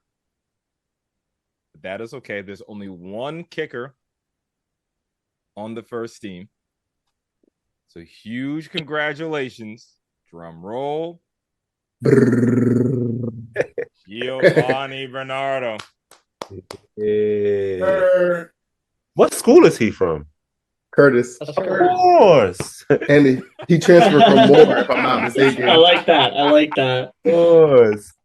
One thing about Curtis is Curtis is going to get the kickers. Yeah. Curtis, y'all, I don't know. What y'all listen? Y'all always got the big boots over there, Curtis. For sure. I mean, a fantastic kicker. Oh, man. But one thing I want to say about Giovanni, not only is he hilarious, but the kick, I'm pretty sure against Tottenville. Do you guys remember it was a backspin and it just stuck in the field and didn't move and Curtis recovered it? And that's how they even came back in the game at all. Easy. That's crazy. Yeah, he was a weapon, man. Absolutely. So Giovanni Bernardo, huge. Let's hit the chat. Hey, my boy. I gotta say too, right about Giovanni. His sideline jacket, I don't know where he got that from, but that Curtis sideline jacket he be wearing is fire.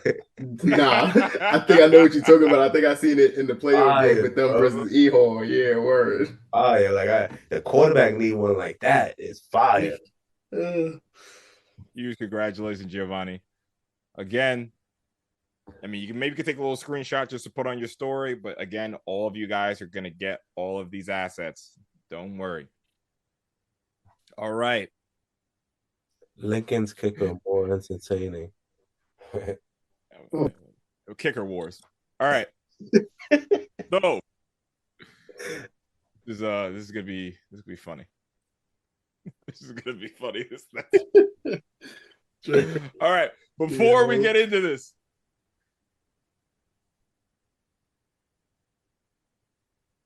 certain people did not vote for certain people on this next one. Don't let that go over your head. You'll understand it in a second. Here we go. The first team all city coaches. Congratulations, man. Yeah.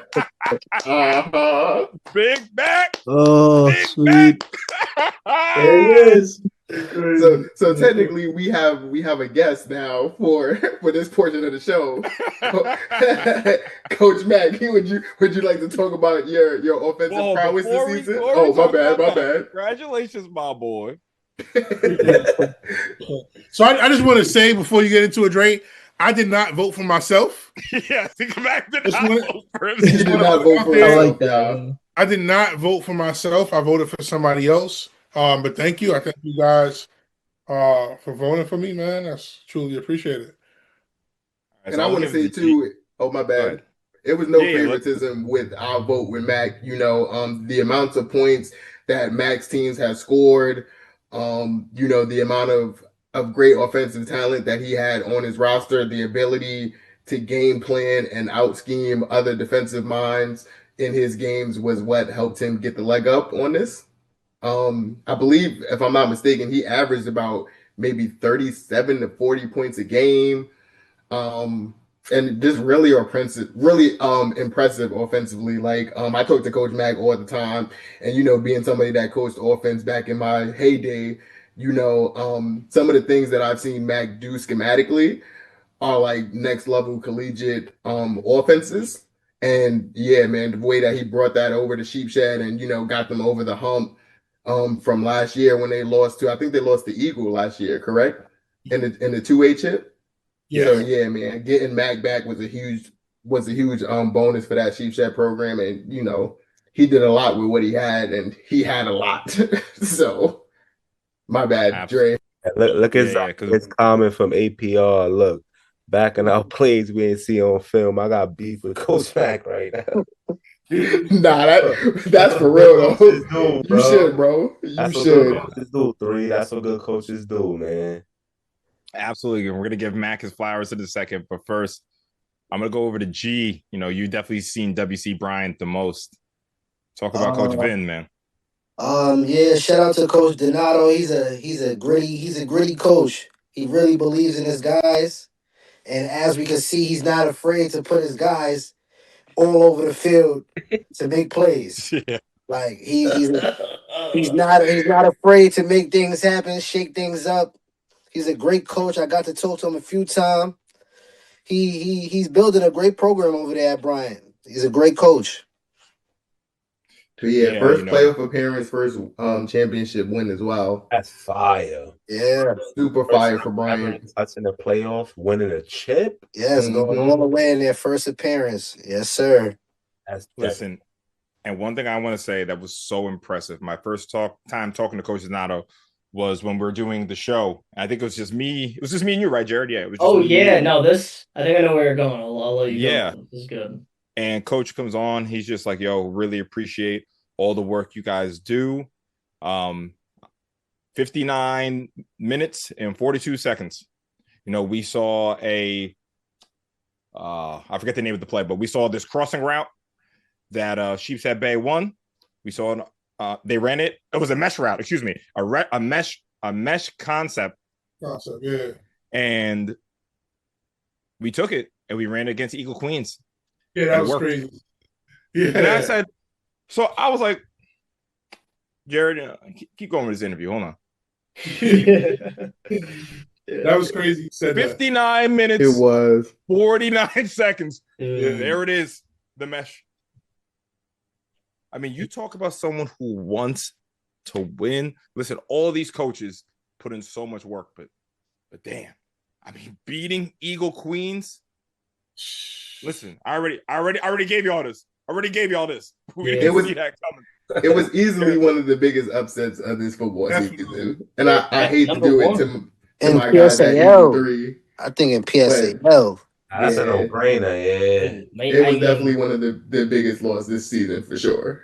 Numbers wise, you could probably put it like up for upset of the year in the state if you really think about it. You lose 38-0 the first time. Crazy. And then Eagle 3, they outscore the division, I think 366-6 the whole year was what I wrote about in the story. It's like, all right, like you're clearly in the wrong division, but Bryant, they weren't phased and they pulled off the upset. And also, I remember when I was talking to those Bryant kids after they ended up winning the championship game, it was so crazy that like 3 or 4 of them all at the same time was just like, our coach.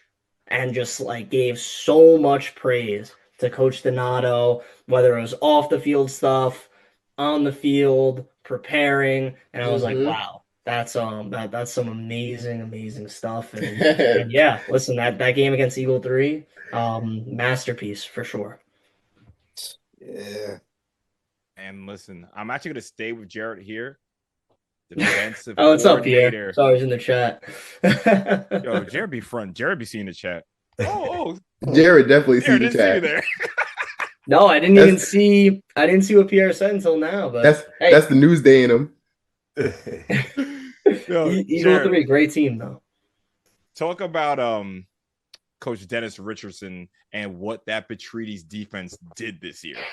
Man, it was crazy. So like you take a look at the 1A, right? And G could definitely back me up on this. Like there were some offenses that were putting up a bunch of points, Absolutely. There's some really, really good teams where it's like, all right, like let's see what they can do against Grady or East Harlem or, these teams that have put up a lot of points with their playmakers and they consistently were just shutting teams down. I'm not sure if anyone put up double-digit points against them the whole season.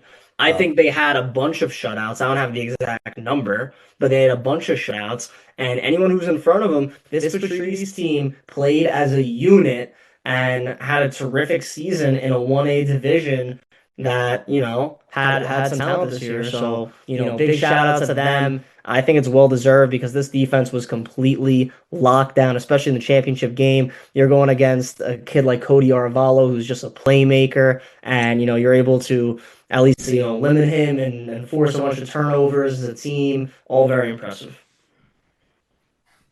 And G, how about you talking about this Patrides defense? Yeah, like Jared just mentioned, the 1A division was very competitive, like I mentioned earlier in the video before I got cut off. Like, it was a plenty of teams that we just didn't know who could win it.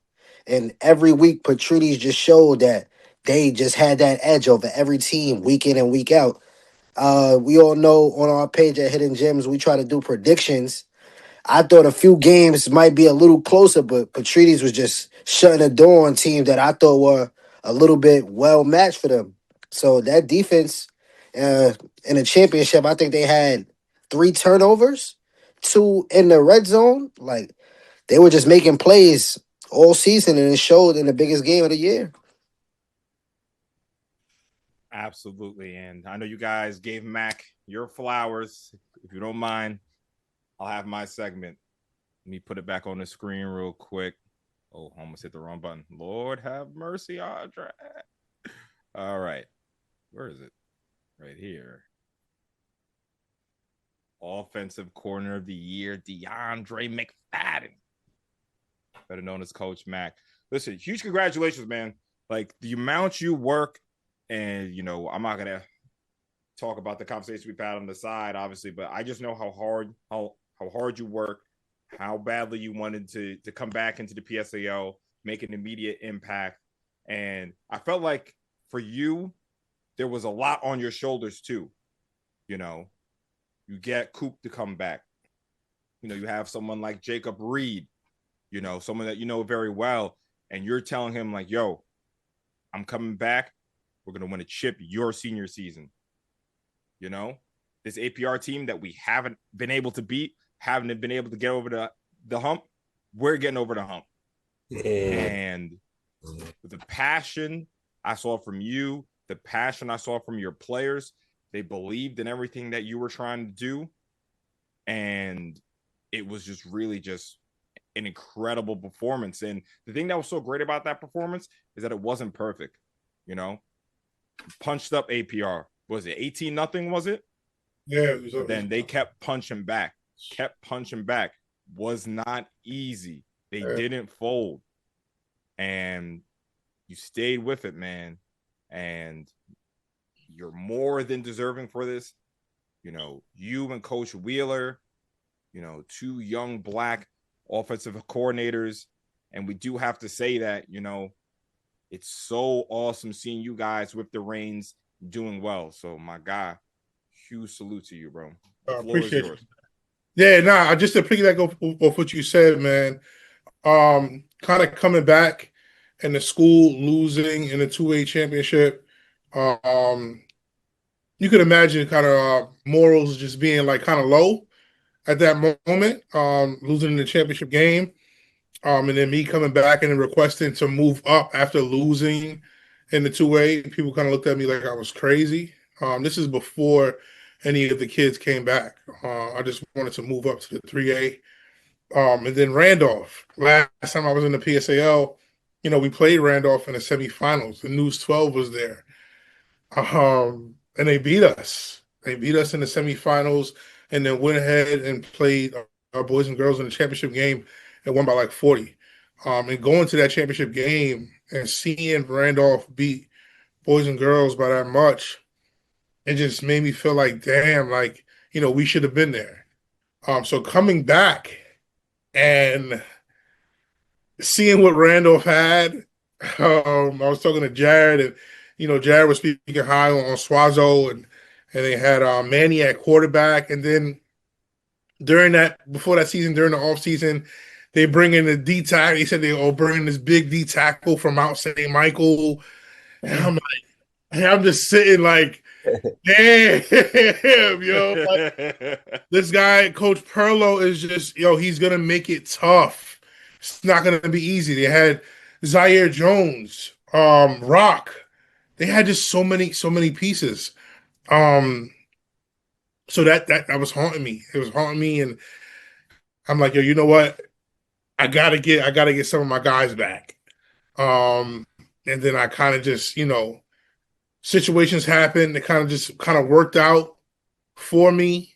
I was able to bring in a couple guys, and we had a couple guys that was already in the program. And everybody just meshed well with each other.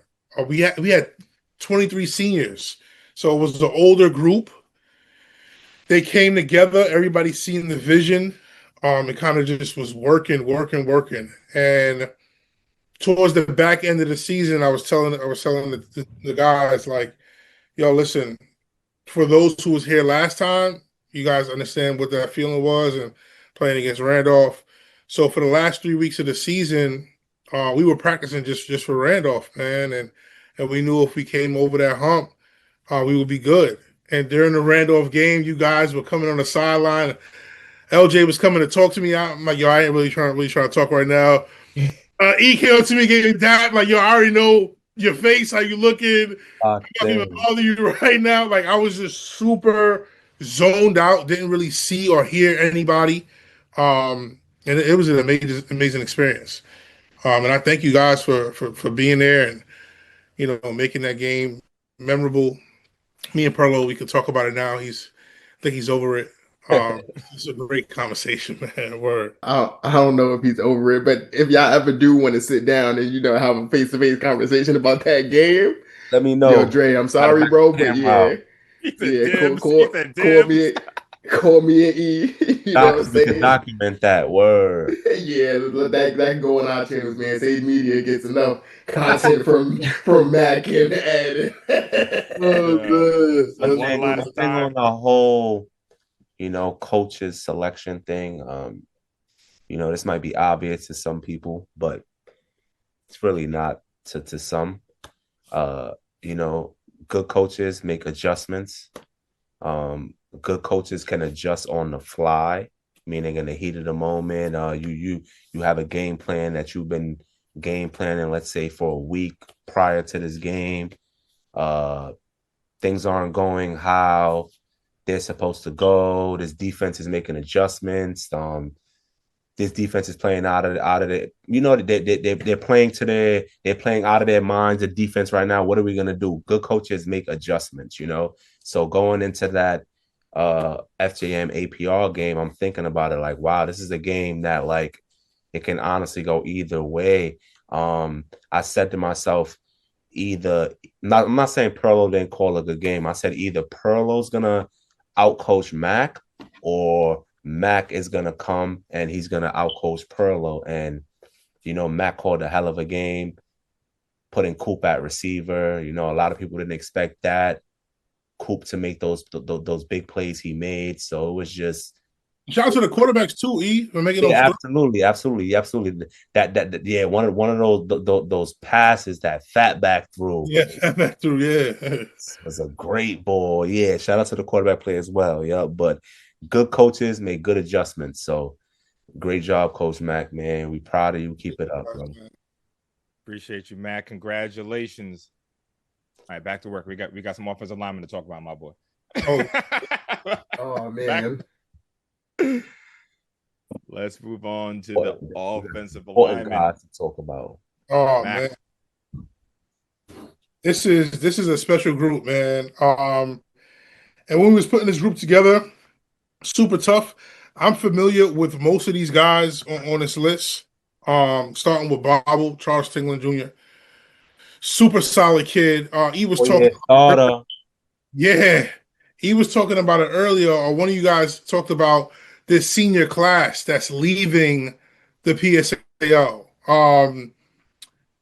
You know, rewinding back, most of these kids played in the 8th grade All-Star game. So I watched all these kids play together on the same field as 8th graders, man. And Throwback Thursday content. Throwback Thursday. I gotta do it. You gotta start posting the throwback gems you do. See all of these kids on the field together as 8th graders, and then fast forward, these kids are seniors in high school. Is like, I'm like, damn, like, where did the time go? I'm watching Bobble, Amir, Tyshawn, Jared Surratt. That's before I even knew who Jared Surratt was. He just came out and he just showed up. I'm like, yo, who is this kid? Is huge. All of these guys playing in that same 8th grade game, man, was a Amari Britt played in that game with those guys. Oh, Britt was in there too. Wow. I know we don't have Daniel on here, but Daniel Seifert from Lincoln was with those guys. Like, it's amazing, man. The kid Eric Rodriguez from Eagle 2, like I told you guys at camp, seeing these guys up front. I told Coach Jones, you guys are gonna make a run. They lined up in the I formation, and I'm like, "Whoa, what is?" I'm looking at it like, "Yo, I'm bugging." Yo, it ran like blast on us. Yo, and Zaza like broke out for 14, 15 yards, and I'm like, "Yo, this O-line is like a unit." Amari Britt, talk about him, man. He had an amazing season. Him and Big O together, wow. Like, just had an amazing season. Played on different ends of the line. Big O played left tackle. Britt played right guard. Really handled business up front. The kid from Wagner, super nasty, man. Grimy off the ball, driving guys off the ball. That was great to see on film. Kid from Bryant, super really good. We just gave Bryant's head coach major props. Coach these kids up well. I love to see offensive linemen in smaller schools really get busy on film. That just shows to whoever their position coach is. Shout out to Bryant's position offensive line coach, doing an amazing job with that group. Josiah from E-Hall, great size and can move for his size. Seen him in the pass set. Super sound in the pass set. Good hands, good feet. You need that at tackle. Marcus played in the Rising Stars game last year. I believe he is going to Wagner. Wagner? Was it Wagner, right? I thought it was you opening Wagner. I think it was one of those He's schools. going to Wagner. Wagner. Going to Wagner. Seen this guy last year as well. And had a tremendous senior season, man. Fluid, can move, could run block, zone block. It's good to see these kids just learning different offensive blocking schemes, man. The other kid, Lewis from Eagle. Is that kid coming back or is he graduating? He's coming back. Scary. Junior, like I said, Eagle 2's O-line, super solid up front. And I don't even think this needs to even be said. Anthony from Tottenville, you can put anybody on Tottenville's offensive line, and these guys are going to work.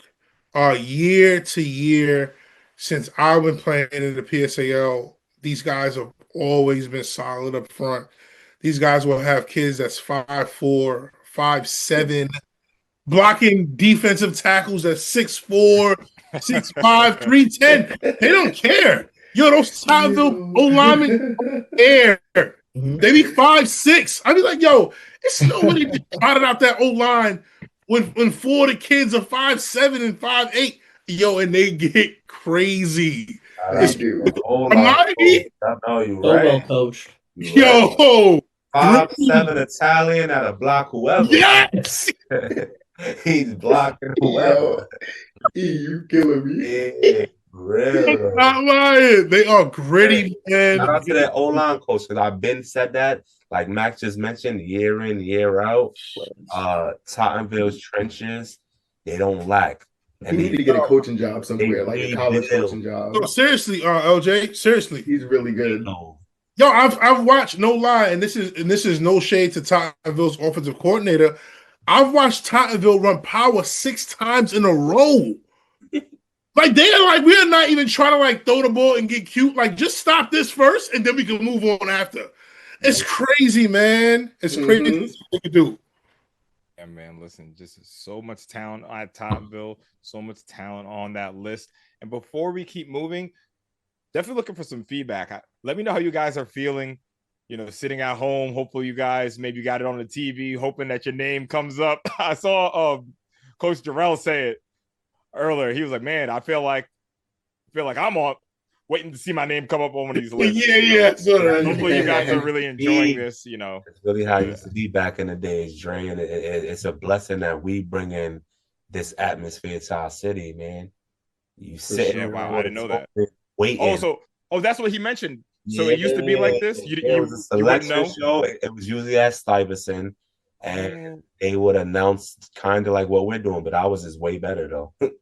I had no clue. I had no better. clue they did that. Wow. Yep. So shout out to everyone. Damn, Dre. Zaire just commented in the chat. I forgot he played in that same game too, in the 8th grade game, which is ridiculous, yo. What number was that? Was that what number? He wore, I think, 5 in that game. No, sorry. I mean, number 8th grade game. No, that was the first 8th grade game ever. Oh, that was the first one? Yeah. That was the first 8th grade game ever, man. Brandon Garcia, all of those guys. I think all of those guys went to Hayes, right? Yes. Now I understand. Yes. Amari McNeil, that game was super loaded, man. Super played for 52. He played for. You won defensive MVP. He played for BU. BU? Oh, wow. BU kid. Okay. Brooklyn United. Wow. I see they go to Lincoln. All the BU kids go to Lincoln, for real. A huge shout out to Coach Rudley and the Lineman Factory. Got to shout them out. What do you say? You have 5 people on that list? Respect, Coach. Yeah, did he? That's what he said. He said 5, right? Yeah, I think he's coached all of those. I think the guys that Mac mentioned, he coached.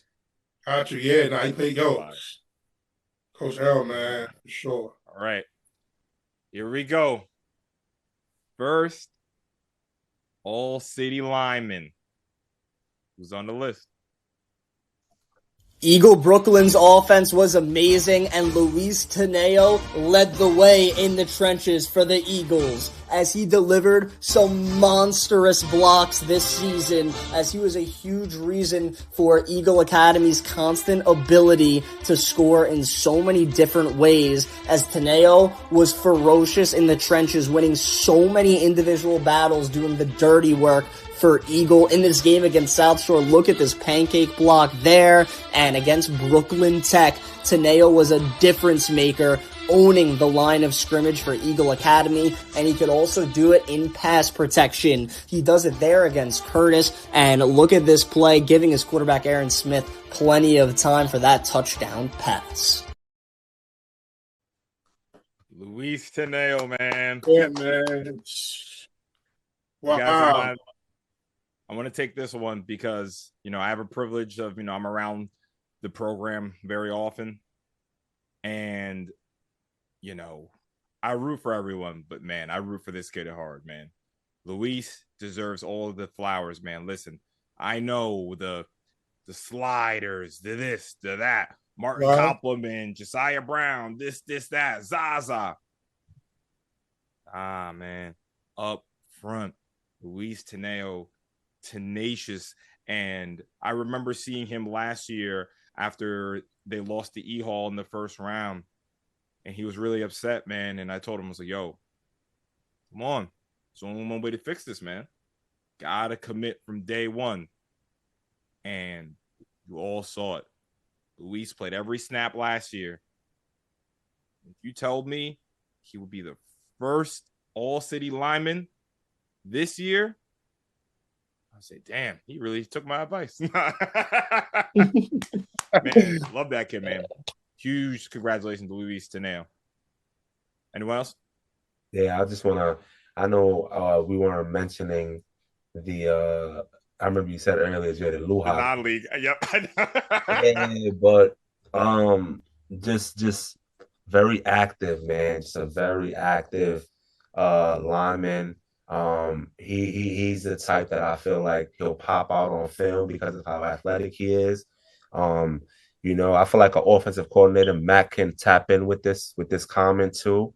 You can't expect every offensive lineman to be every offensive lineman doesn't have the ability to be, let's say, 10 yards downfield comfortably leading the way on a screen. And that's the type of things that I've seen this young man do more than one time. Like I remember against Lehigh, Zaza caught a screen, and Lewis had to be, first of all, he bodied a couple of people before this, and now he's 10 yards downfield trying to find more action, trying to find the next bad color to block. So that's something that I don't know. I'm watching film as a coach, and I'm getting you your favorite meal. That, like, you know what I mean? What you want, boy? You want that? You want that? You want? Shout out to House of Wings. Yeah, you want some wings? You want some? What you want, bro? I gotta pay for that next one. Yeah.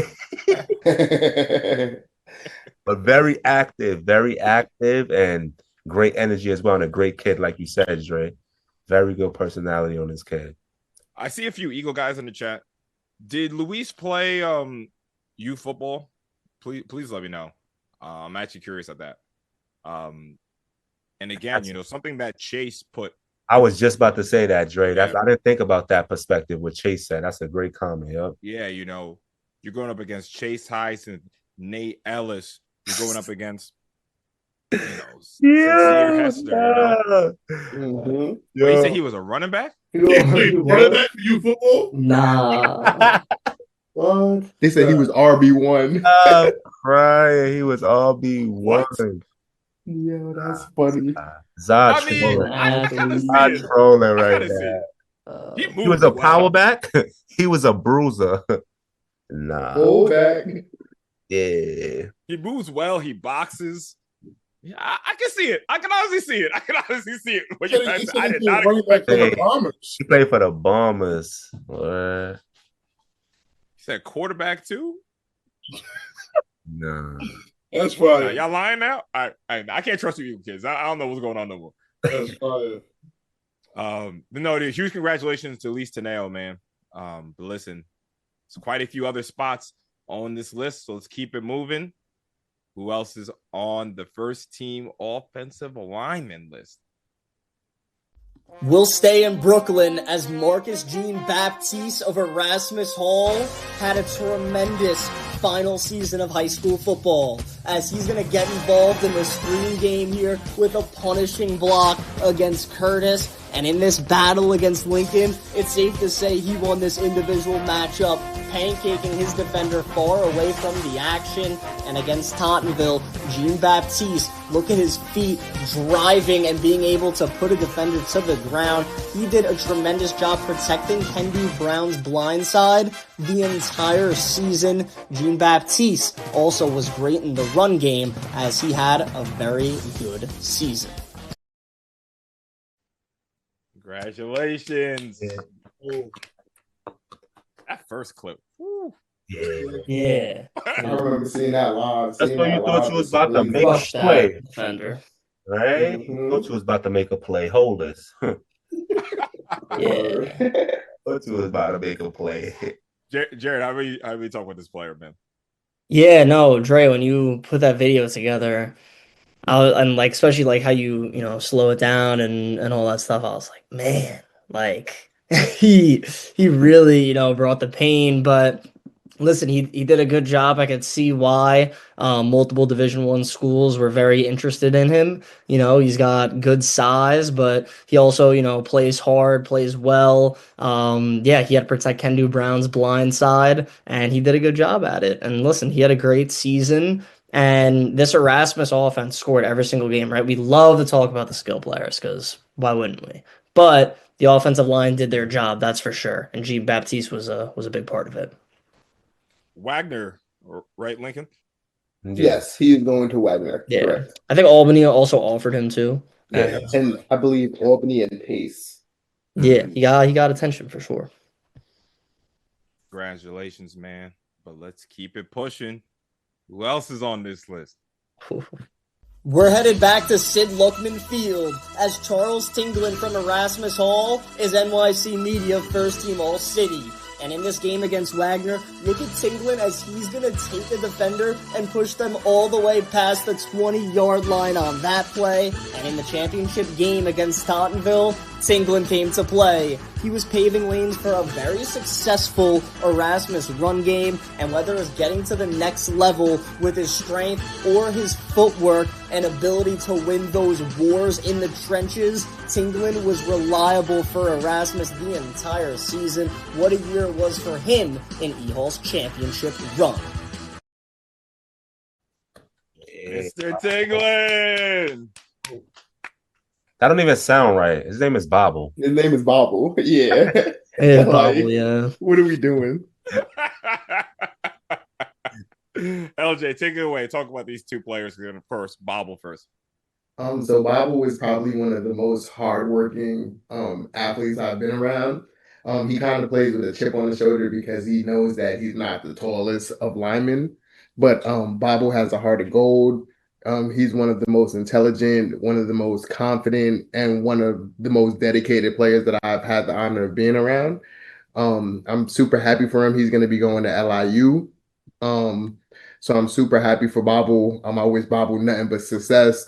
And when you have a kid like Bobble, like you're always going to be successful. Your program is going to be successful because Bobble is going to push his teammates to be better, and he's going to be like one of the hardest critics on himself as well. So shout outs to Bobble. Absolutely. Bobble is also going to be. I'm sorry. Go ahead, excuse me. Go ahead. Right. Bobble. Like that statement I made earlier. I feel where it's like, damn, they're off to college now. It's gonna be weird not seeing 55 with the neck roll at center. Yeah, little neck roll. E-Hall. Yo, Bobble, when you go to LIU, retire the neck roll, bro. Retire that thing, Bobble. Not a big fan. Not a big fan. I don't know. I kind of like it. Me too, Jared. I definitely Yeah. feel like it's smooth. I feel like it fits him very well. But he's definitely one of the guys who I'm so used to seeing. So like whoever's at center next year for E-Hall, I'm gonna have to get used to you. Because like I've been seeing Babu for years now. Like he's Big a shoes to starter fill. as well. Yeah. So shout out to Yeah. Babu on a very successful, impactful high school career. And I'll take the last word on him. And someone please correct me if I'm wrong. I don't want to misquote, but when we had Coach Danny Lambert on the show at the last show of the season, he said that Bobble played hurt damn near all season long. Yeah. Wow. Respect. So Absolutely. putting it on the I think line he for his battled some team. shoulder injuries. Respect. Huge respect to Bobble. 2 slots left. Who earned it? We're headed to the Bay, where Octavius White, aka Big O, had an enormous season for FJM as they won their first championship in 21 years. As look at Octavius White getting into the open field and delivering a big-time block there, and you'll see the pure power of him driving a defender all the way back that time. He was consistently opening up lanes for one of the best run attacks in all of New York City. And this time, White is just going to pancake someone into the end zone. He was tremendous all season long for an FJM offense that refused to be stopped in the 3A division. There you go. Yeah. Huge congratulations. G, I'll give you this one, man. Just talk about this kid. Are you on mute? You're mute. Yeah, man. I seen FJM play a few times this year, and this kid is definitely a brute force. FJM's line was very talented this year, but I say this kid definitely stands out just maybe off his size alone. Like he's literally clobbering guys and flattening them out on the ground, as you can see on the film. I seen that time and time again.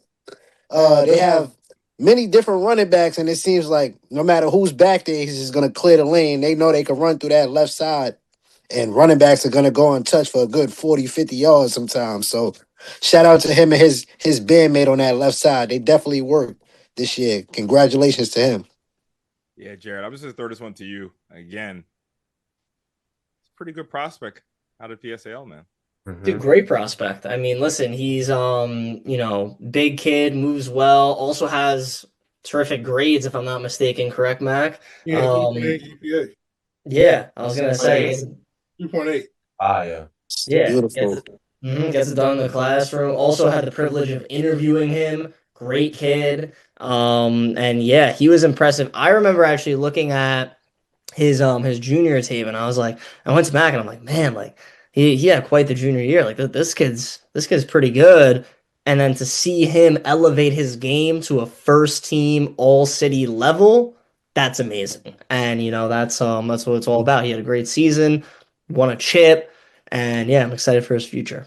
And those O's are coming in. Yep, exactly. Shout out to, the FJM staff who I'm pretty sure is assisting him along that journey. I feel like just about every other day now when I'm scrolling on the gram, I'm seeing Lincoln offered. What else does he have on the table, man? Yeah, Lincoln, Monroe, Pace. Yeah. That's awesome. One more. He'll be signing on Wednesday. I don't want to give it up now because he didn't announce it.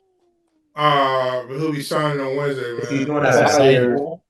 He's doing it at the school. Yeah. Cool. Fire. I can't wait to see who signs on Wednesday, man. Wednesday is going to be a very important day for New York City football. Yeah, absolutely. Yes, sir. Big day for the city. Word. Huge congrats to Big O. And let's be real here, man. How can you not root for a player with goggles, man? Come on. Let's keep it a stack. He made the list. Yeah, for that. He got about 8 points just for that. But now that you say that, the athlete in me when I played is like, I looked at the goggles where it could go one or two ways. Yeah, one or two ways. Yeah, either you fool or you a dog. Yo, either you a dweeby or something's off. For sure. Yo, That's bad, real though. Don't sleep with the goggles all the time, though. Don't sleep. Right, It might be a dog behind them goggles sometimes, like Big O. No, for real. Listen, guys, this is a tough one. I know. 6 players, all deserving So funny enough, how it worked with the offensive linemen, everyone's gonna make a team. You know, 5 make the I first got a team, question 5 though, make the real second quick. My team. bad, Dre. Big O went to Canarsie? Yeah. Mm-hmm. What? Canarsie transfer. I didn't know Yep. that. Okay, my bad, Dre. You can continue. I seen Chase said shout out to the Canarsie days. I'm like, I don't remember Big O at Canarsie. That's crazy. Okay. My bad, Dre. No, it's all good. Building up the drama. It's building up the drama. That's what it's about. 6 players, 1 spot. Who earned it? It's one of the best two-way linemen in all of New York City, as Amari Britt is NYC Media first-team All-City, and he puts a defender in midair here with a big-time block. He was tremendous in that championship victory over Madison, as Britt showed to be a phenomenal run blocker. Look at him on display against Truman. He's going to pave a lane for his runner to find the end zone, and he's still going to finish a pancake block, as he had to be one of the most feared linemen in the entire 3A division.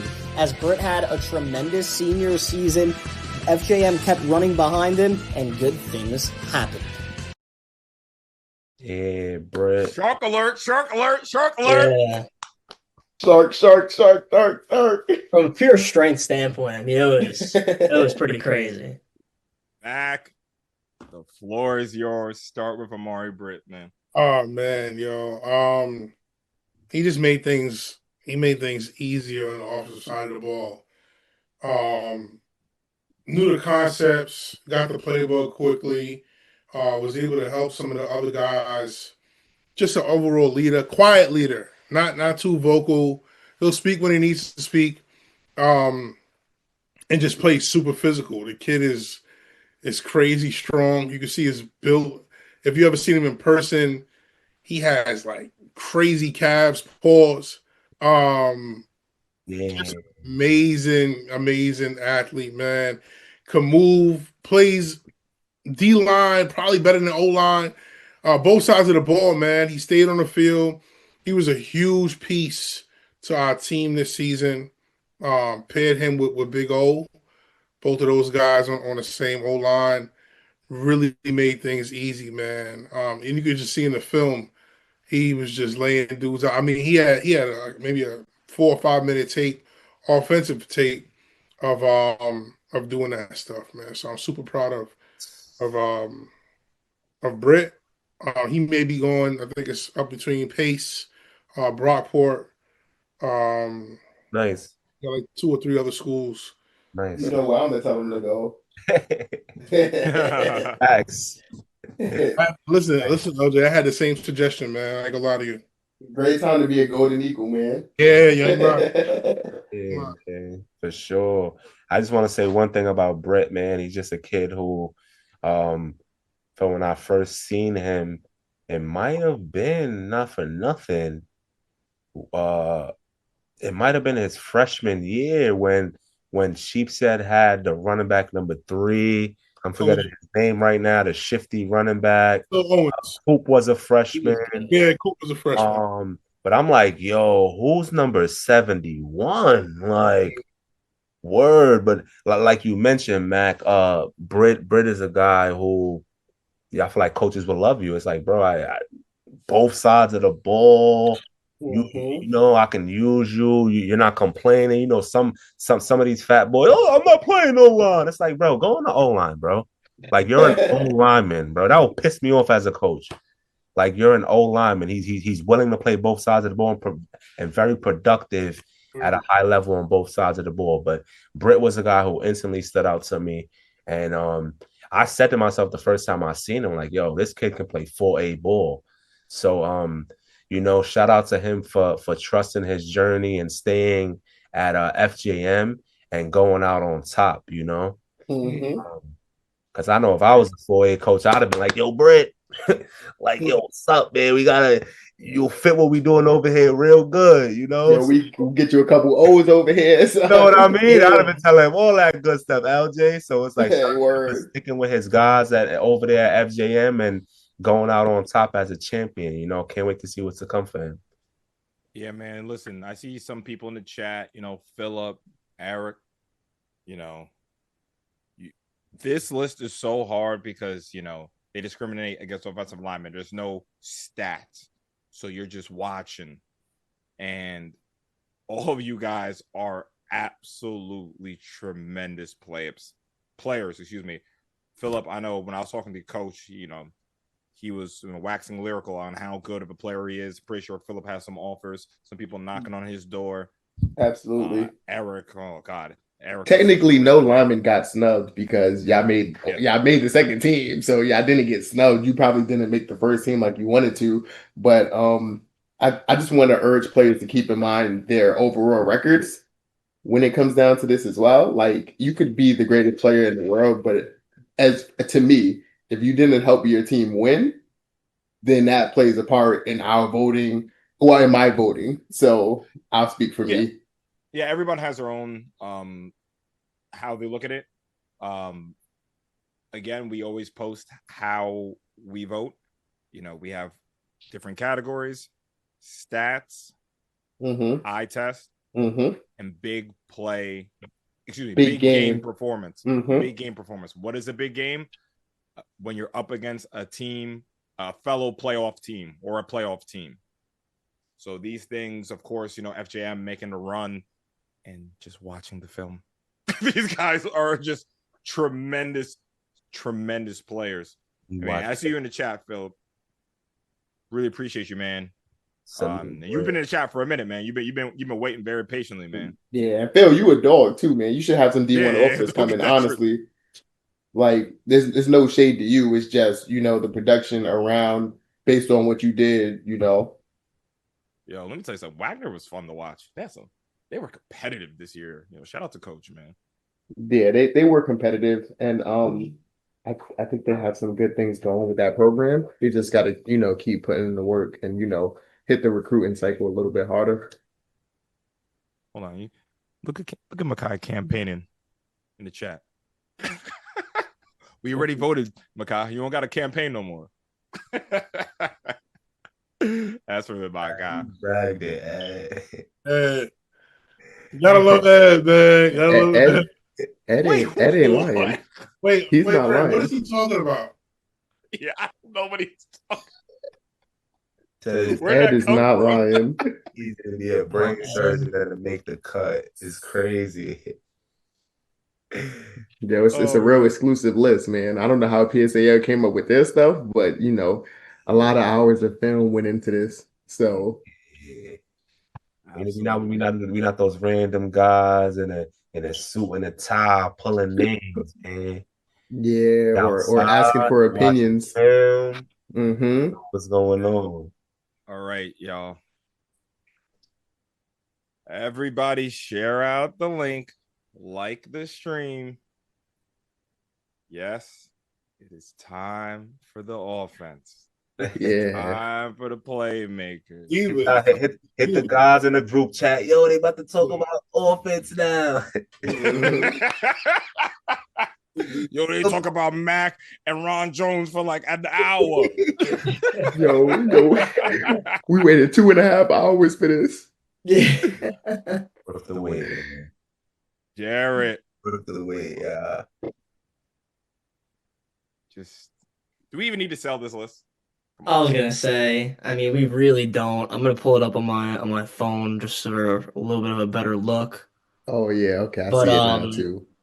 Yeah, it's loaded, right? You got a kid like Ezra Josie who was phenomenal at Brooklyn Tech. He really took the next step entering the 4A division.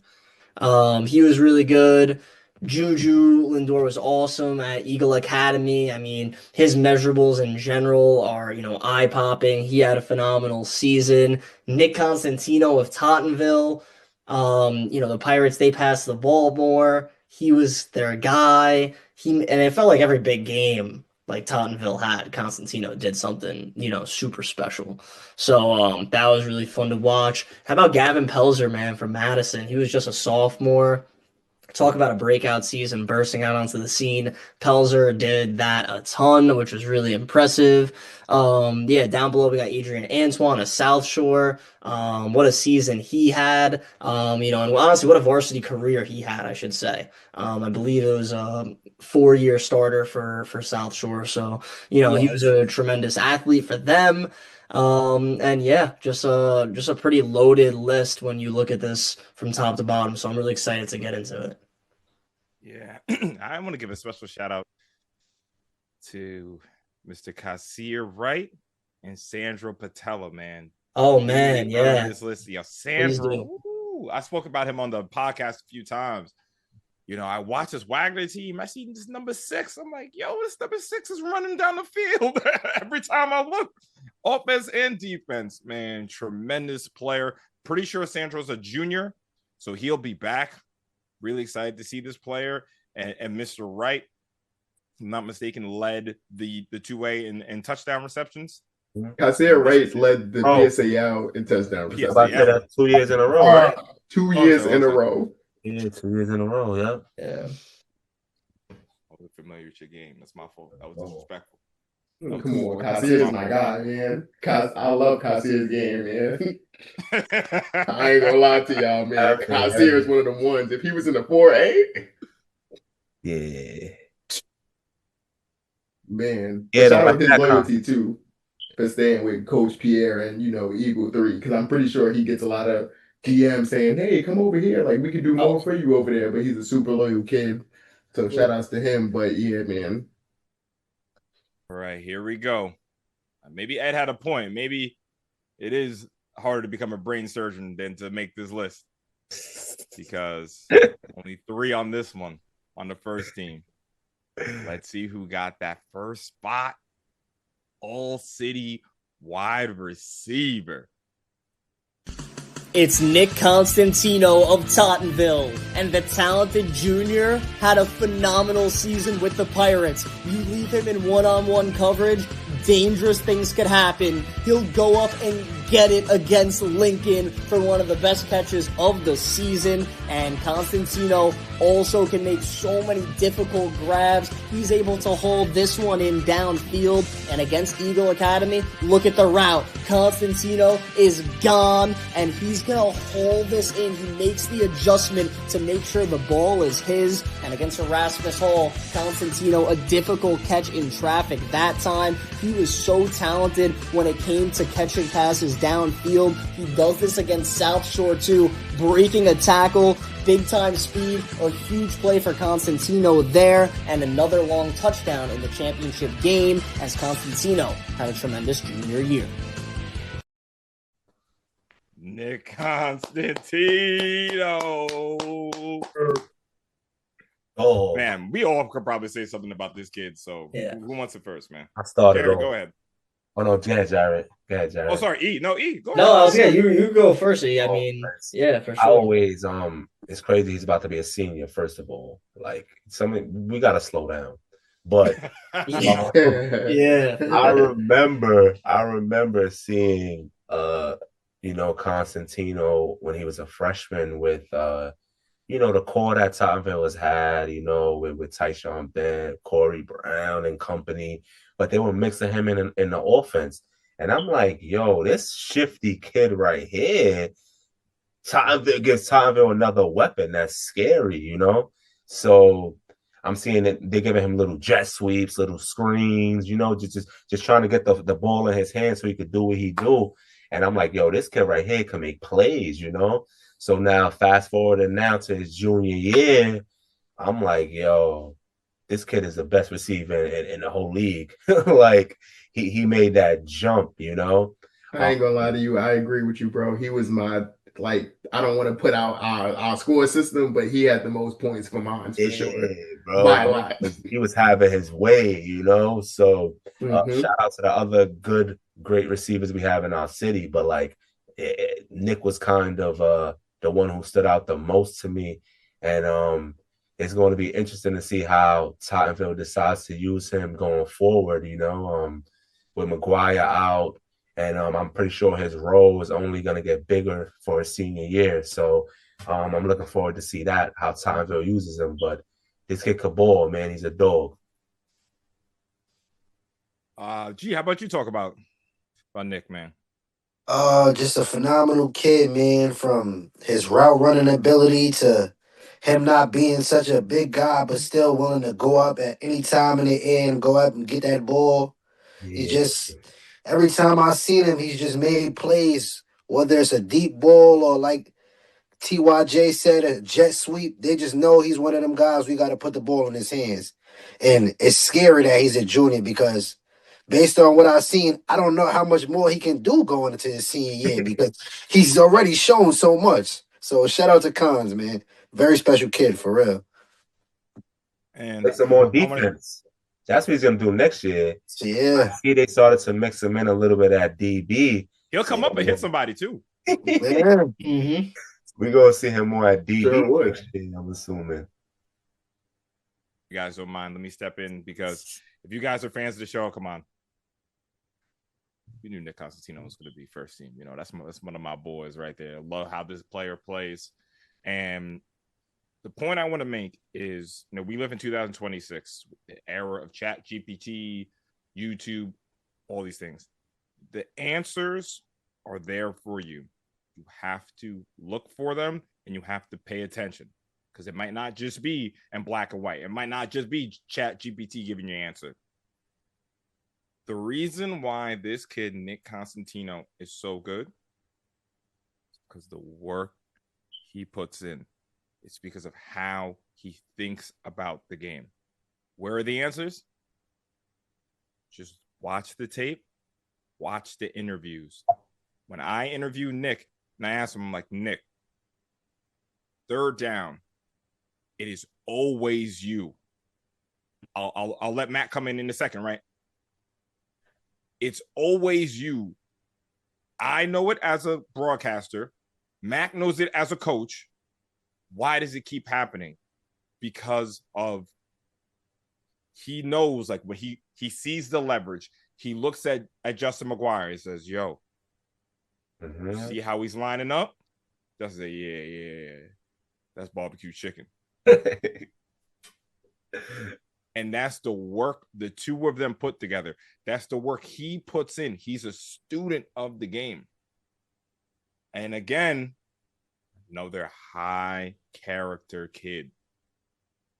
It's not a mistake, man. So like I said, the answer is there for y'all. I'm putting my hands up again. Do what you want. The answers are there if you want to be on this list. Because there's only 3. Only 3. Let's see who's next. At receiver for the NYC Media All-City First Team is Akai Lewis from Curtis. As he bursted onto the scene this past year against Tonville, he catches this in the open field. 2 defenders near him. It won't matter. He sheds one off and goes to the house during that electric game against the Pirates and against Eagle Academy. This is the quarterfinals. They're trailing by 8. They go to Lewis, who stays in bounds for the clutch touchdown. They go on to beat Eagle Academy, of course, in that game. And against Kennedy, this is one of the most fun plays you'll see all year. He is making defenders miss like it's nothing as he's going to get a big-time gain downfield. The bench was going crazy on that one. And against Erasmus Hall, one of the best defenses in the state, Lewis is going to make a big-time play downfield. He gets behind the defense and is going to haul this in for a touchdown. And against Eagle Academy, he continued to show how dangerous of a deep threat he was. He's going to outrun several Eagles and haul this in for a deep touchdown. What a performance he had in that game. And against Wagner, this time he's going to secure this catch as he keeps his feet in bounds. What a year it was for Akai Lewis. I just want to say, between Jared's voice and that music, that shit makes you want to run through a brick wall. Yo, I'm bugging. Yo, between Jared's voice and that music that Dre has on there, it's like, yo, let's fucking play right now, dog. Like, sheesh. Wow. Akai Lewis. Dog. Yeah. Take this one, man. Yeah, Kai is just another kid who I feel like he made an immediate impact at Curtis. He's a kid who was getting very active playing time from his freshman year. made a very big jump this year. Especially at receiver. Very good D-back, but he's our first team receiver though, but he's also a very good defensive back. Definitely got bigger. One thing I noticed, I pay attention to a lot of things. He's been hitting the weight room. Definitely got bigger and stronger. And definitely was a very reliable target for the Iceman all year long. So I can't wait to see his senior year. He's the rifleman. Come on now. I'm sorry. Yeah, right, bro, the rifleman. The rifleman. But He's still the Iceman to me though. I know.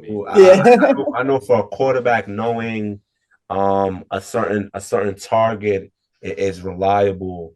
It's always a good feeling. So I know Vinny got that feeling from Akai Lewis, man, because he was always very consistently making plays for the Warriors. Yeah, I'm gonna go to Jarrett next because listen, this list is getting tight, right? And I want to see if you felt the same. When you look at Akai's tape, talk about it, man. Yeah, no, it's impressive. Like when we were looking at all these receivers and players, and I was, of course, watching a lot of film, I was like, man, like he's doing this against incredible defensive backs. I mean, we look at that tape just now. It's Tottenville, Erasmus Hall, and Eagle Academy that he's performing.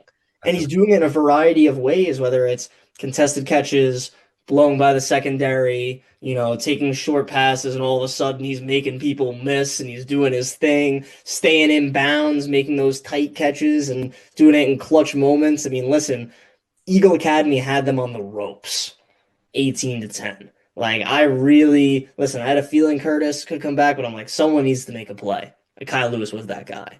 And it was very impressive. Yeah, and that's the key thing you just said. In the big games, it was always Akai. It was always Akai, man. Mm-hmm. Some people, of course, after we put out the list, they'll go, well, this guy didn't have these numbers. Listen, we watch football. Yeah. Football. Dude, yeah. A lot. A lot.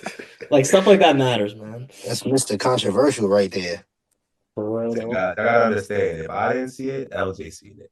If LJ didn't see it, Dre seen it. If Dre didn't see it, Jared definitely seen it. If Jared didn't see it, Hidden Gem seen it. It's like somebody's gonna send us something. Yeah. Somebody's gonna send us some sort of film where we all gonna watch it and say, "Oh wow," like we're not just pulling random things. Yeah. Yeah. Right, guys. One more wide receiver.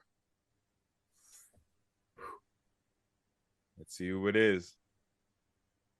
It's the Triple Crown winner of the 4A division, as Ezra Josie led in receptions, yards, and touchdowns. And in this game against New Dorp, look at this one-handed snag from Josie, an unbelievable play in their dramatic win. And against DeWitt Clinton, he's going to get behind the defense and make an incredible contested snag as BK Tech got the win there, as Josie consistently made so many huge plays for his team. He's going to stay in bounds here and somehow haul this in for Brooklyn Tech. And how about this? It's the deep threat now against New Dorp. He blazes downfield and makes the catch. He takes that one to the house. What a performance he had in that game. And against Lincoln, he had to step up and play. He's going to somehow stay in bounds. Josie head to the University of Chicago. Ezra Josie. Wow. I definitely want to start this off, Dre. Right. Was introduced to Ezra last offseason, man. I remember the Be Great Academy hosted the 7-on-7 passing league, and I was standing right next to E. And I'm like, yo, E, who is this kid from Tech that is dogging everybody? I'm talking about snap. Yo, watching this kid in 7-on-7, I'm like, yo, he is snagging everything. Everybody, right? Yo, he was like, yo, that's Ezra. I'm like, yo, who is Ezra? He was like, yo, this receiver from Tech, he's good. I'm watching him out there. And then to see what he did during the season, like, wow, man. Tech always somehow finds a way to compete, man. And this kid, super coachable, great kid. Of course, he has great grades, great student. Um, and what an athlete! Like, well deserved, Ezra. Salute, man. I see a couple people in the comments mentioning the throws from Cole Scanlon. Oh, We'll get to the quarterback. Talking about that's how relevant. That's how relevant. We talking about his receiver who just made first team. But some of these throws, when you be watching them on the film, it's like, damn. That's right there. He's back next year too, Cole Scanlon. So wow, Junior, yeah. G. Yeah, man. Ezra Josie, another special kid. Like you said, triple crown. Last year won a championship. I know this year might not have went the way Brooklyn Tech wanted it to go, but just like we put on the tape, that one play against Newdorf, game on the line. Like, how else would you want it to go? You just throw it up. That guy, he's gonna make the play for you. I've seen it time and time again, whether it's a championship game, whether it's the last play of the game, this guy's gonna make that play. Oh, that was the game winner? Yeah, I think that was the last play of the game. Oh, Yeah, to win the game. wow. One hand snag. This kid is phenomenal. Yeah, that was a I game like him winner for against sure. most guys, man. I'm a big advocate for this guy. He works hard, and I'm glad he's getting recognition. Great kid. And he has super good grades too because he goes to Brooklyn Tech. So. Absolutely. And University of Chicago's a good school. Yeah, he's gonna take his talents out west, man. Yeah, that's Show them boys what we got out here. Bring your Snuggie because it's cold as hell in Chicago. It's cold as hell here. Nah, it's way colder in Windy Chicago. Windy City though. Yeah. Listen, guys, we got to keep it moving. I mean, those wide receivers are tremendous. Make sure you guys stay tuned for the second team. But also just want to pause for a second. And again, I just want to thank my guys, man. Hidden Gems, G, the CEO. Yes, sir. YJ, Mr. Worldwide. Jared Valuzzi. I mean, like I said, I always say this to Jared.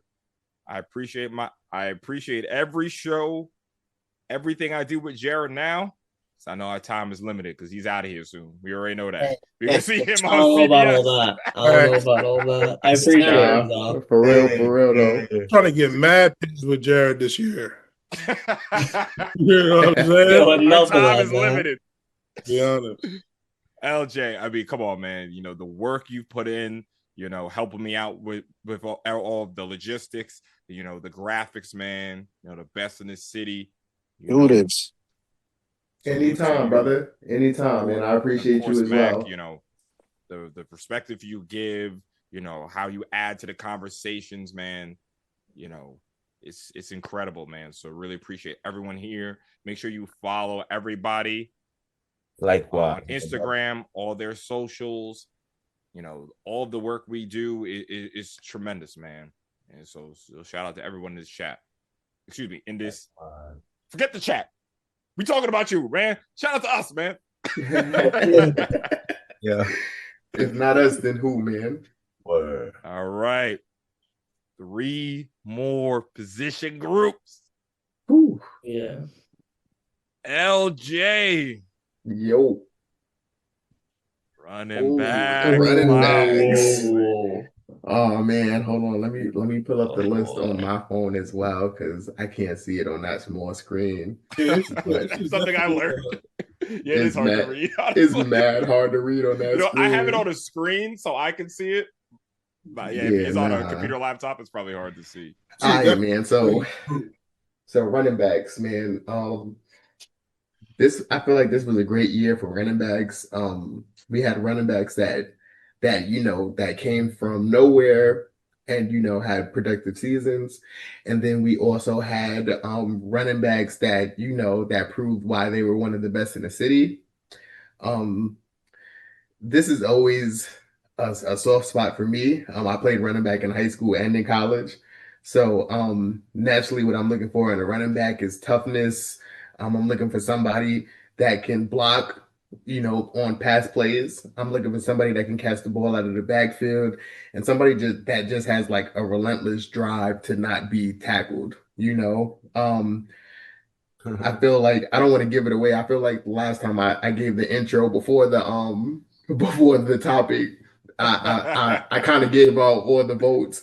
So I'm just gonna end it here. But we have a lot of great talent on this list. We have some juniors on here, we have some seniors on here, and I just look forward to you guys seeing who we picked. I feel like some of these selections were I think I spelled somebody's name wrong on this flyer. I don't know if did I spell Coop's name wrong on that flyer? Yeah, it's cool though. There's a nation there. Yeah, It's Oh, cool. it's an H in there? I think so. Yeah, Well, I missed it. yeah. Yeah, on the one I have, I don't have the H. My fault, Coop, but you a Listen. dog and I know your name, but I call you Coop all the time. So LJ made Yo. about Yeah, 20 of these. All right? yo, if I Yeah. show y'all how many graphics I made, like between the start of this process and the end of this process, Yeah. yo, bro, every name looks the same to me. So my fault if I spelled your name wrong, but I didn't spell it wrong on the graphics though. What a quality group this is, man.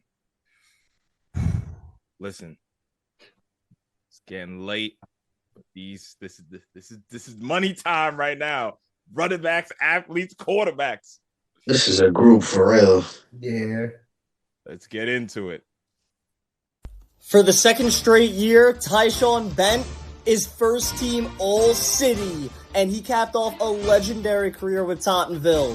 In the regular season game against Erasmus Hall, Bent's going to take a screen pass here, and he's surrounded by 4 defenders, but Bent shows off the speed, and how about now? This time the vision. He sees a defender behind him, but he cuts back and will head to the house for a touchdown. And in the championship game against E-Hall, Tottenville knew they needed to start fast, so what does Bent do on the opening kickoff? He sees a lane, and he is gone. Tyshawn's going to take this one the distance to give Tottenville the early lead in that game. And back to the regular season meeting, Bent breaking ankles in the open field. He gets into the end zone there. What a career it was for Tyshawn Bent. Play was tough. Yeah. I wish you guys can see us in the background. We watching this like, Yo, that last play broke my heart. I literally made these highlights, and I'm watching it. I'm like, oh my god, Yeah, Mr. Tyshawn. Listen, you guys don't mind? I'm gonna take this one. Mr. Tyshawn Bent, man. So we're going into our 4th year of Sage Media Solutions. And this is something I think about a lot. Not once. Say it again? No, I'm just the comment Gigi said. No, I've never seen it. I don't think I've seen him once. Oh, yeah, I feel that. And this is an idea I've had, and I'm definitely gonna do it. This is a close-knit group here, especially the guys in the chat, 74 people, these guys here. I'm definitely gonna do like a Sage Mount Rushmore. Definitely gonna do it. And Tyshawn Bent is absolutely the first name on that list. Covering Tyshawn Bent has just been tremendous. I mean, I'm sure every single person in this chat, first of all, everyone knew he was going to be there, right? Let's be real here. I'm drumming up the drama like, listen, y'all know it's going to be Tyshawn Bent. Let's be real. Mm-hmm. But Tyshawn Bent, watching this player, I'll be honest, a lot of you young boys really inspire me, and Tyshawn Bent is one of these players. If you guys were at that semifinal E-Hall versus Tottenville last year, and LJ, you were standing next to me, right? The Sure screen was. pass, he catches a screen pass on the right. He literally breaks through the entire Erasmus Hall Dutchman. Let me repeat. Erasmus Hall rushes through the entire defense for his third or fourth touchdown. I don't exactly remember what it was.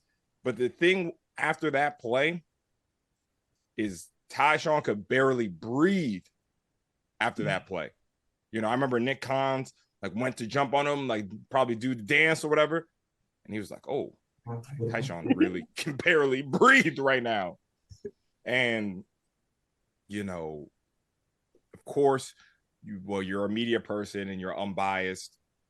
But I think everyone in New York City had to have been rooting for Tyshawn at some point, man. You know, 4 years, you know, they fell short in that chip game.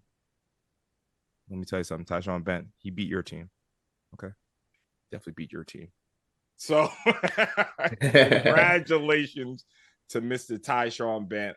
Honestly, you are absolutely on the Sage Mount Rushmore, man. Correct. Absolutely. I don't think there's nothing left else to be said about Tyshawn, man. Tyshawn had one of the most phenomenal 4-year PSAL careers ever. And I'm personally sad that he never got to win a ring. Like, as much as, you know, I love the nation, I'm like, yo, Tyshawn got to get one before he get up out of here. You know, so that was That's why I probably told y'all the boogeymans, man. Yeah, what's wrong with Ehor?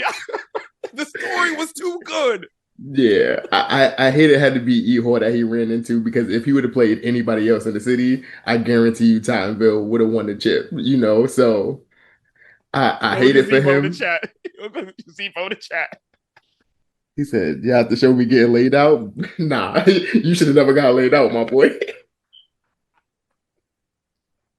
You should have never got laid out, man. But I mean, you tightened up when it counted though, bro. So, you know. But yeah, man, shout out to Tyshawn. He's phenomenal. Oh, okay. And yeah, and that's it. So shout out Tyshawn. I love you. You my dog forever, and I wish you nothing but the best at Stony Brook. Word. Yeah, you know, Tyshawn, just an electric talent, man. You know, I'm gonna say it for every one of the seniors who I feel this way about. You know, Corey Brown will be returning, so I'm gonna feel that way about him next year. But it's just damn, no more number one, man. Or number 4. He just started winning. Yeah, I thought you went 4. Yeah, 4. You know what I mean? He just changed to number 1 this season. But you know, low key, they should retire that. Yeah. Well, I don't think I think Tomville has this tradition. I might be wrong. Where they do, where 4 is the goes to the best player. Yeah. I think you're right about that. They've been doing that for a while, so I'm assuming that's why they gave Tyshawn number 4. Yeah, but even more reason for them to retire 1 though now. You're right, but you know, just a hell of a career. Been making plays from the start, and you know, Stony Brook got a gem. They got a dog. You know, I can't wait to see what's next for him on a collegiate level. Jarrett? Yeah, Tyshawn Bent. I mean, listen, legendary career for him. I think it was, listen, numbers aside, but I think he had over 1,000 yards all 4 seasons in the highest division of New York City high school football. Insane. Yeah, he was that guy for Tottenville. He was unbelievable. Like, when I talked with Coach Landberg about him, he said he'd be incredible in any era. And which that's a huge statement. And yeah, listen, Tyshawn, congratulations to him on an amazing career. I'm so excited to see what he does at Stony Brook. And yeah, great kid, great player. It's honestly, with how close we've been covering this, the last couple of years, this one's definitely, a little bit sad because he was always that guy at Tottenville, but it's yeah, best of luck to him in the future. Special player. G. Man, yeah, I only got to watch this guy for a short amount of time, but every time I got a chance to watch this guy, it was just a show, an absolute show, while he was catching passes out the backfield, while he was breaking tackles, whether he was just being a true leader for his team. This guy, he's just a warrior from literally the last game I seen him play, taking an opening kickoff to the house to late in the game where he's damn near on his last breath fighting for his third touchdown of the game. I got a chance to interview him a few times. He's one of the most humble guys you could talk to after having games like that. He's a great kid, man, and his future is definitely bright. I told him that a few times, and Stony Brook definitely got a great one over there. Mac, it's only right to give you the last word, man. Yeah, man, been watching this kid for a while, man. Hell of an athlete. I think he won MVP of that 8th grade game that we were talking about earlier. Either him or Amir, but if he didn't win it, he won Offensive Player of the Game. And then to see him go on to Tottenville and damn near create his own legacy at Tottenville. It's gonna feel, we spoke about this earlier again, man, it's gonna feel funny without some of these key guys that we've been covering for so many years not even being in the league anymore. And he's one of them. Just a tremendous career. Like G says, super humble kid, quiet, puts in the work. Just a phenomenal kid, man. What a career. Yeah, yeah, man. So one more time for Mr. Tyrone Bent, man. Incredible. I'm really happy we all just took a minute there, man. So I think that kid really deserves it. Yes, sir. Back to business. Only 2 more slots on the first team. Who got it? It's one of the most electric athletes in all of New York City. Zaire Schulters had a breakout sophomore year for Eagle Academy. In the playoffs against Curtis, he went outside, but look at the spin move by Schulters. He can change direction on a dime. This one was a long gain. What a performance he had against Curtis. And in their rivalry game against South Shore, Schulters puts his foot in the ground, and he is gone right after that. He breaks some ankles for another long gain. And against the soon-to-be champs, Erasmus Hall, Schulters is going to take his screen pass, and once again, the shiftiness. He's going to make defenders miss, and now you see the speed from Schulters. He continuously makes people miss in the open field, but now you see the patience and the power. Schulters reads what's in front of him, and he's going to keep driving into the end zone against Tottenville, and now it's the pure speed. He sees he can go to the outside,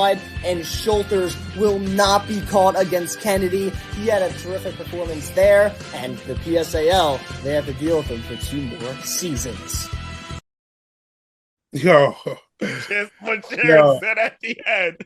Yo, listen. Mr. Zaza. Dre, you said earlier, or somebody said earlier in the NFL when Phillip Rivers, Eli Manning, a whole bunch of these quarterbacks was leaving. And then, you know, the NFL had to find new guys to kind of take over. Just like how he said Tyshawn, Amir, and all those guys are leaving, Zaza then gives you what those guys were giving you. His father posted a video on Instagram the other day, and I'm watching the video, it's blowing my mind. It literally was showing him training at like 4 years old. Yeah, we were and then the progression, like him at 4, him at 6, him at 8, then at 10. Like, yo, to see this kid put in that amount of work is a testament to his game. Like, he is a sophomore playing at an extremely high level, which is super scary. Some would say it's in his DNA. Like, his vision to be a sophomore like that is crazy. Watching this kid play youth football, everybody knew he was going to be a problem to whatever high school he went to, man. And it's showing for him to be going into his junior year has to be scary for teams that got to see him. The league is Zaza's. Like the next 2 years, this is his league. I'm just gonna be real. Watching him play and seeing some of the things that he do to defenders, oh my God. Like, he just embarrasses every defender every chance he gets. And he's only going to get bigger. He's only going to get stronger. He's only going to get faster. So I would tell y'all now that if y'all are playing against Eagle, and this is something I said as well, so I don't want to hash on last season too much, but when Eagle was playing Curtis in overtime, Eagle got the ball. Eagle had four pass plays in a row. The fact that my man, Coach Reggie, that's my dog, and I told him this personally as well, so I can say this live. Yo, bro, you sold. The fact that you did not give Zaza the ball one time in overtime, you sold, my boy. I'm sorry. I'm just being honest. See, just being honest. Podcasters are on the top. You know what I'm saying? My boy sold. My boy sold. No way you don't give Zaza the ball one time in overtime. You give Zaza the ball in overtime, and it could have been a whole different championship game possibly. So that's my real honest take on that. But yeah, Zaza is going to be the best back in this league for the next couple of years. Listen, I would have to throw it to E. I mean, first of all, E, how long have you been covering Zaza? I've been seeing him 6U. play not that long, but I knew about him. You know, it's funny because I remember seeing Coach Jamal, like what Coach Mack mentioned. I definitely remember seeing him train, and Jamal's like, "Yeah, bro, this is my son. You know, he next up."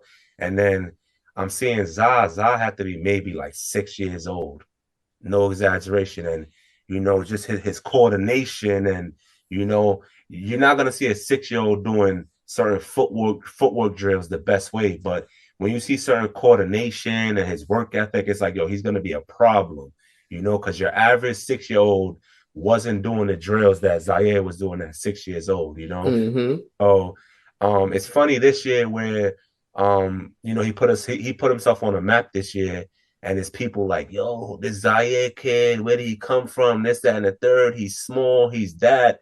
I'm like, yo, bro, y'all gotta get used to it because this is nothing new. You know, like all of those highlights, those jukes, all of that crazy stuff, I've been seeing him do this. So it wasn't really surprising to me. It was more so of the now he's getting the spotlight to showcase his ability. And the scary part is, like LJ said, we have 2 more years of him doing this. So, you know, I just can't wait to see what amazing highlights and what's to come from him, you know, because it's just like the first person never tackles him. It's like we mentioned that earlier on shows throughout the season where it's like if they kept track of that stat, where it's like how many people you make miss, Zaire would run off with that stat. It wouldn't even be close. Not only that, but he just mentioned too that he did that on a fractured foot in the comments. Oh, so wow. Yeah, if he's fully healthy, get your ankle braces out now because ankles are scattered everywhere. Yeah, I mean, like the last thing. People he sorry, make, I should make real. You know, I should do that, Zah. I'm gonna do that. I'm gonna make certain reels just counting how many people you may miss. Bing, bing, 2, bing, 3, bing, 4, bing, have 5, a counter bing, in the top right. Yeah, bing, 7. It's like, yo, this is crazy when you think about it. You know, it's like so many plays that happens with him where it's like, yo, bro, how many people did he make miss just now? You know, it's like just an electric player, man, to say the least. Think of the highlight tape I put together, and I didn't use the Lou High play. Yo, I posted pictures the other day of him making Lou High defenders miss, and you know, yeah, and that clip went viral. Yeah, I was gonna say, E, how many likes did that get, bro? Like 13,000 likes. Yeah, that thing alone went viral. Yep, the views went crazy. That's a man. clip. Yep. The last word I'll say on this is, you know, I definitely lean on E, Mac, LJ for sure when it comes to the history of the league, especially E. You know, you've been around for a minute. It's your brother, you played, and all the work you did with the youth. And I remember it was one of the first Canarsie games last year, and you know, we're chopping it up. You know, people always talk to me about players. You know, I'm still a bit of an outsider, you know, from Long Island and all that. And the kids, I'm like, yeah, there's this freshman, Zaire Schulters. He's Jamal Schulters' son, this, and that. And, you know, I'll be listening. I'm like, oh, okay. Talk to E. I'm like, yo, who are they talking about? Who is this kid? And then E would be like, yo, he's a dog. Like he's gonna be good, man. And then I watched Tajay play. I'm like, man, Tajay's an incredible player.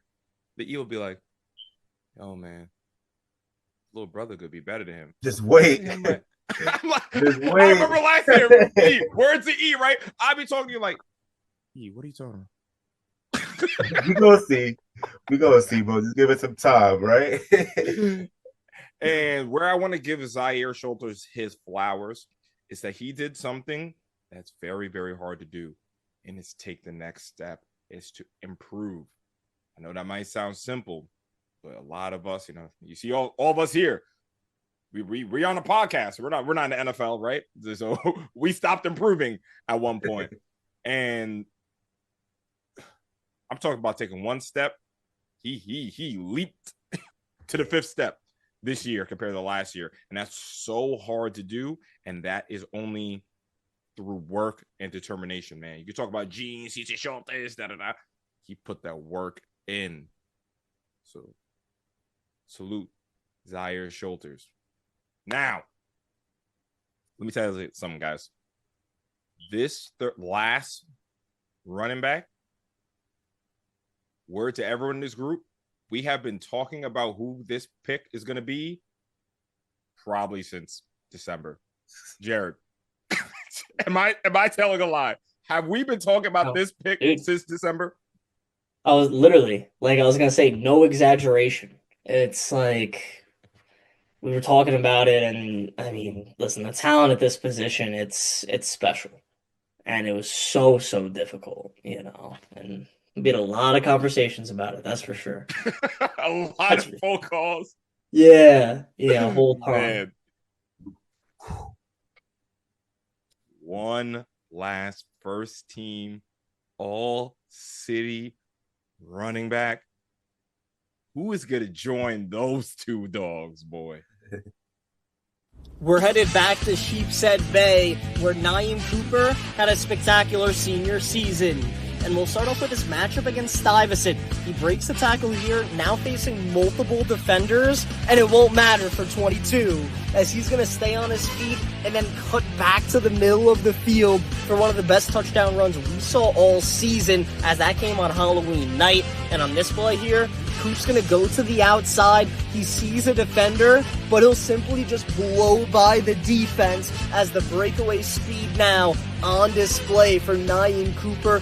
He dominated the 3A division, and in the semifinals against APR, this was the game everyone was talking about. APR had 3 defenders right around him. It looks like it might be a loss, but Coop has a different idea in mind. He's going to change direction and go to the opposite side of the field. He follows some great blocking and scores an unbelievable touchdown that had that place going crazy. And in the regular season, it felt like this was vintage Coop all year long. He sees 4 defenders in his sight, but he's going to make almost all of them miss. Then there's the vision, and now, of course, the speed, as Cooper scores an unbelievable touchdown there.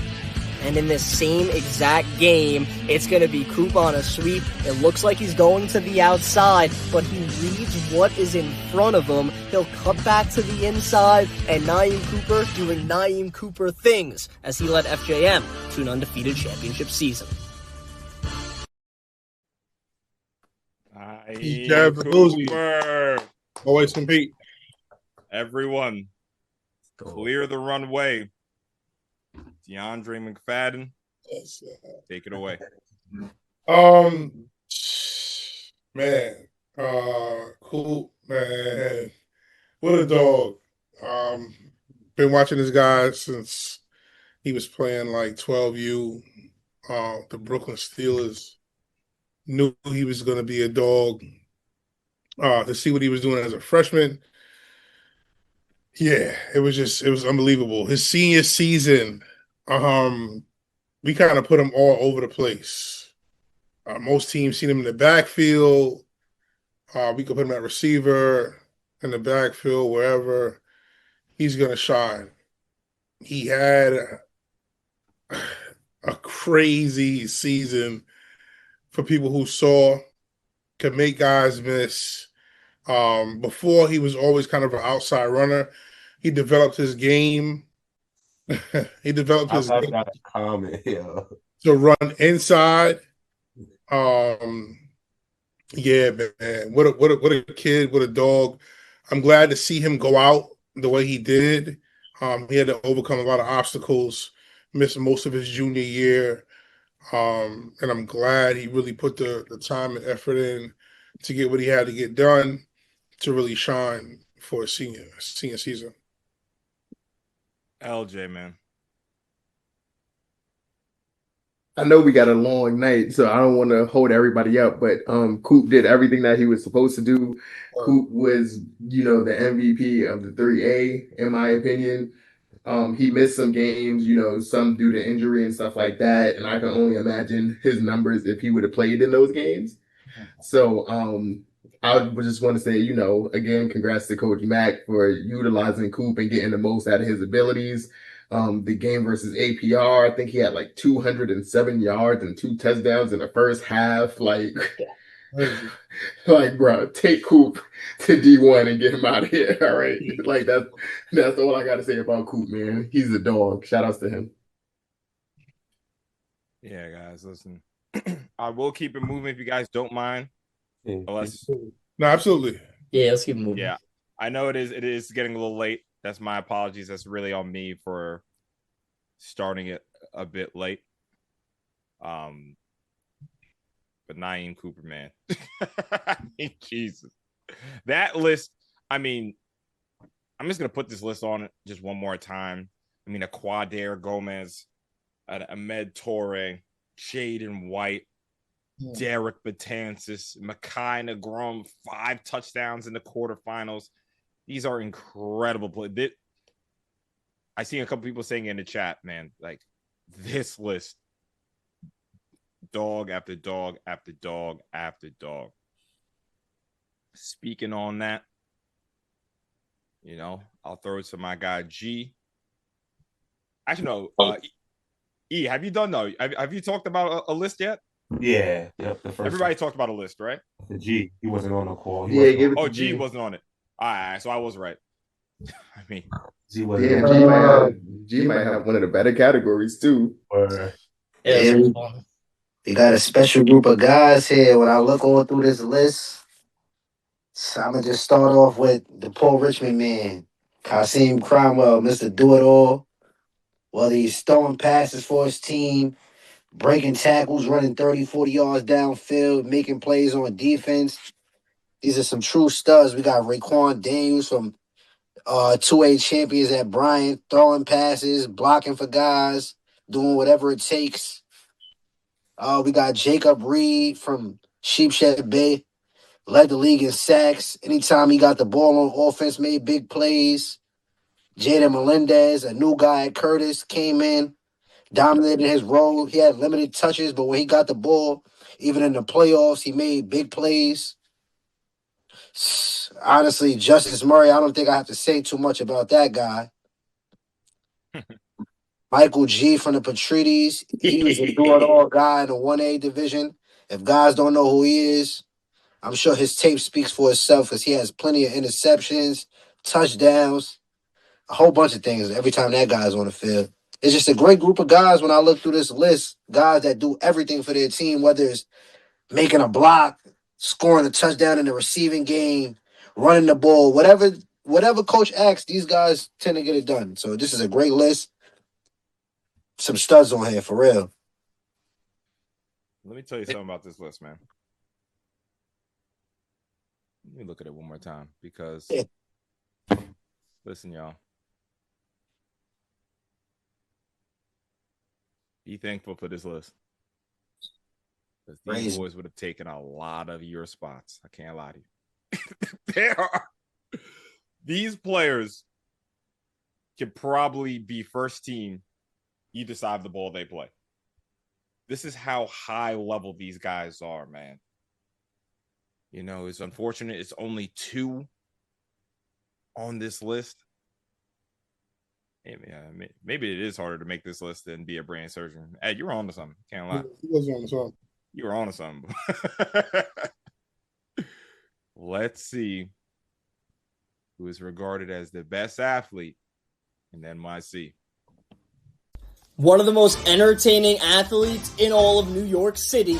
It's Justice Murray Jr. from Erasmus Hall. He put on a show all season. We'll go to the championship game. He's going to beat a defensive back and will make an unreal catch over two Tottenville defenders in the title game. And in the regular season matchup against the Pirates, E-Hall needed a boost, so Murray is going to deliver it.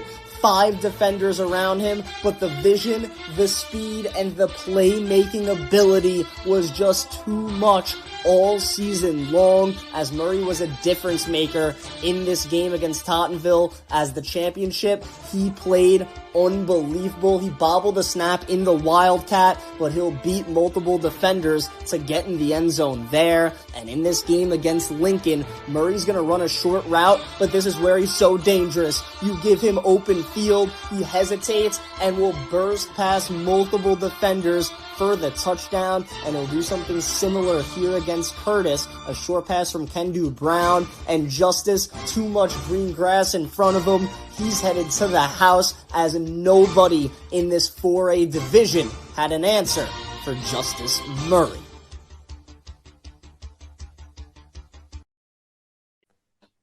Justice Murray. Only one man to go to. It's Lincoln Jacobs. Take it away. Yo, my guy, Just, the MVP of the 2025 season. Just is a phenomenal player. Going into this year, his future was kind of uncertain, with him splitting reps with Ken Do at quarterback. He took a leap of faith, man. He trusted the coaches, he trusted the coaching staff, and said, hey, if you're going to put me at receiver, cool, get me right. And, I'm going to do what's needed for this team to be successful. And he did exactly that. It kind of breaks me up a little bit. I'm going to miss Just OD. Just is one of my favorite people to be around. His character from the moment I started working with E-Hall in 2023 to now has been like a phenomenal 360 change. He's a great guy, great talent, extremely passionate. The passion is always shown through his gameplay, through his interactions on the sideline, and yeah, man, I'm just so happy and proud of Just the things that he's overcame. He deserves to be, the MVP of the 2025 season. Nobody, I feel like, put in more work than him, and the fruits of his labor paid off. So shout outs to my boy Just.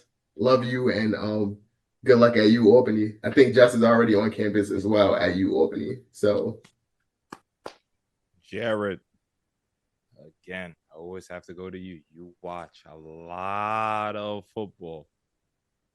Yeah, he's a special player. He's special. Drake cut it out. I'll take it. No, what were you going to ask, though? What were you going to ask? Is there a more electrifying player in 2025 than Justice Murray? I was gonna say, man, like, it's not. I was really thinking about. I mean, Zah is close, but yeah, like I'm looking at it from all different angles with all the teams that I saw. I mean, listen, like teams really like they made sure to kick it away from Justice Murray. Like no one wanted him to get the ball in space, and E-Hall was creative with it. And no, Justice Murray, he was the most electric player that I saw this season. It was incredible what he did at wide receiver as a kick returner. They put him in the Wildcat. When he was put in the Wildcat in that championship game, like I could see people looking around and be like, all right, what's about to go down? Because this is scary. And it was anything. Yeah. So he's a cheat he code could throw. there, I mean, it's crazy. And listen, he did what he did, man. He made plays, and he's a slam dunk Division I football player. Absolutely. I want to say one thing, especially, because of Jared. I forget what I think it was maybe in September. Me and you were in the booth at 100 Luton, man. Yes, this is good. You know exactly what I'm going to say. We're in the booth at 100 Luton. And I don't remember who scored. It might have been, I think Gavin Ledwith might have just scored for Tottenville. And the whole place was going crazy. They said, we finally did it. We finally beat them. They were up 10 points, whatever it was. Then they kicked the ball to Justice Murray. Why would you do such a thing? Shook. I don't know. Talk about shake the room. See? When I tell you he flipped that whole place upside down, I don't even remember what I said on the call. You gave a warning, though. You're right. You gave a warning. I was like, yo, I don't know if he want to kick it to Justice Murray. I don't know. He's so good, man. It's like it's crazy, like when you think about New York football, like him, Crew Davis, Jaquan Thomas, like all these electric players. I mean, obviously Tyshawn and Zaire. Insane year. It was crazy. When he had the ball and just had the ball, or they threw it up to him, I was like, oh boy. And he made plays. Anytime he touched the ball, it was like he was likely to score. He was just so dynamic. Yes. I don't know if someone mentioned this about Just already. About how much of a team player he is and how important that was to Eagles' success this year with him making that transition. I remember Jared saying in the summer sometime, like, yo, I just seen Justice at receiver at this camp. It was at the elite joint, right? Mm-hmm. Yeah. And Jared was like, yo, he's about to go off. So Jared called that because I wasn't sure. I'm not gonna lie. In the preseason, I'm like, damn, I know how athletic he is, but I don't know if that's the best fit for him playing. Yeah, I wasn't sure either, to be super honest. Seeing how electric he was, and I knew the kid was fast, but like the 4A level of football kind of looked like a walk in the park for him. And it was kind of easy for him. He was real comfortable. He was having his way. So shout out to Justice making that move that was best not only for himself, but for the whole E-Hall team, because that could have been a real big problem for him if he would be like, nah, I want to play quarterback. I don't want to play receiver. This is my team. I'm the quarterback. That would have been an issue for E-Hall. So just him making that decision was big for himself and the team because his stock went up and he went out a champion. So it's like shout out to Justice, and I can't wait to see him at like we said at UAlbany. And going to school for free. Yep, there you go. That's the most important thing. Exactly. Absolutely. Most important. So we have one more player. Yeah, all-city athlete. Oh, shout out to his wide receiver coaches too. I'm sorry, Coach Ream and Coach Gabe. Yeah. They got him right, and those 7 months before the season started. So shout outs to them too. I don't want to leave them out. Yeah, sure. Hell yeah. We have one more player for first team all athlete. Unfortunately, this player did not update his huddle, did not have anything on his huddle for his senior year. So we can only display the picture, but doesn't mean he's any less deserving. Second year in a row, first team all-city athlete, Kasim Cromwell. Homeboy said, yo, I won my best player of the year in Staten Island award last year. I'm already up in school, man. Forget huddle. I already know what's up with me. Yeah, I already know what's up with me, man. I don't got to put my highlights up. Nah, I'm already at school. Yo, E, how about you talk about this kid, man? Kasim Cromwell. Mr. Cromwell, was good to see him play in person. First time I seen him play in person was the Rising Stars game. It was kind of a quiet day for him, but I knew what this kid was about. I knew this kid was a dog. So I'm seeing him against South Shore, and I'm like, yo, this kid, what can't he do? You know what I mean? And it's like, that's a good problem to have for a coach when you have a kid who can I can put you anywhere and you're effective, quarterback, receiver, running back, on defense. I think against South Shore, I know he threw a touchdown. He scored multiple ways against South Shore. Yeah, he threw and he caught one. Okay. And then I'm like, yo, this kid is just versatile, good size, pause, where it's like, I know the college coaches like that, where it's like once you start hitting the weight room and you definitely pass the size test for in terms of college coaches. And like we said, he's already at Wagner. He's staying home. You know, he's from Staten Island, so can't wait to see what's to come from this kid. G. Yeah, man. Like I said before, probably one of the most electric players in the whole city. Whether he's on offense, defense, at the quarterback position, this guy just seems to be doing it all for his team. But not just on the field play. Just as you look at the graphic, his picture wearing the little purple with his aura, his confidence when he takes the field. He wore that in a playoff game against Tomville. Most guys know Paul Richmond is maybe not well manned to go against a Tomville team, but he had guys truly believing they got what it takes because they know their leader and they seen him time again put the work in. And when you got a guy like that that puts the work in, you got guys that wanna get behind him. The So energy is contagious. Yup. this guy is a true dog. He calls himself Hidden Jim's Cos, and I know he's gonna go out there at Wagner. He's gonna continue to do great things, man. Huge congratulations. Second year in a row, first team. I got to think him, Tyshawn. I got to think for a second, Jarrett. 2 years in a row, first team. Amongst some That's elites. That's pretty incredible. Yeah, man. Absolutely. Absolutely. Right, guys. And the most faithful player in the PSAL Yeah. by far. Yeah, it's, I mean, it's not, you don't have to be a rocket scientist. Like, I'm sure after winning Staten Island Player of the Year on a winless team, I could imagine the messages he got Yeah, to for transfer. sure.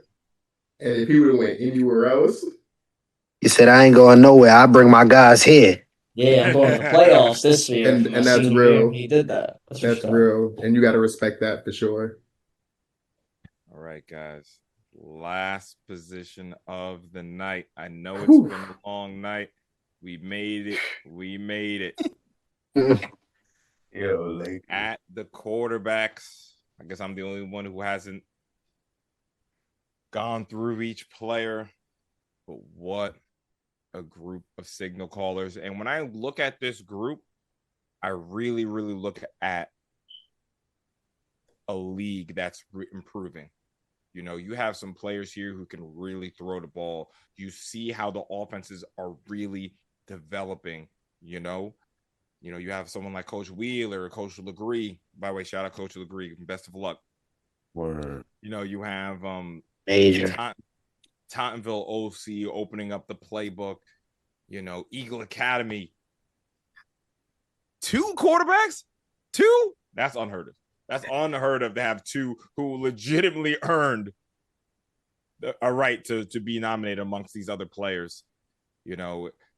Christian Borhe, the numbers he had this year, tremendous. That's that Lincoln team, trying to get over the hump, trying to beat the E-Hall, trying to be at Tottenville, and he was still able to put up good numbers, great numbers all year long, honestly.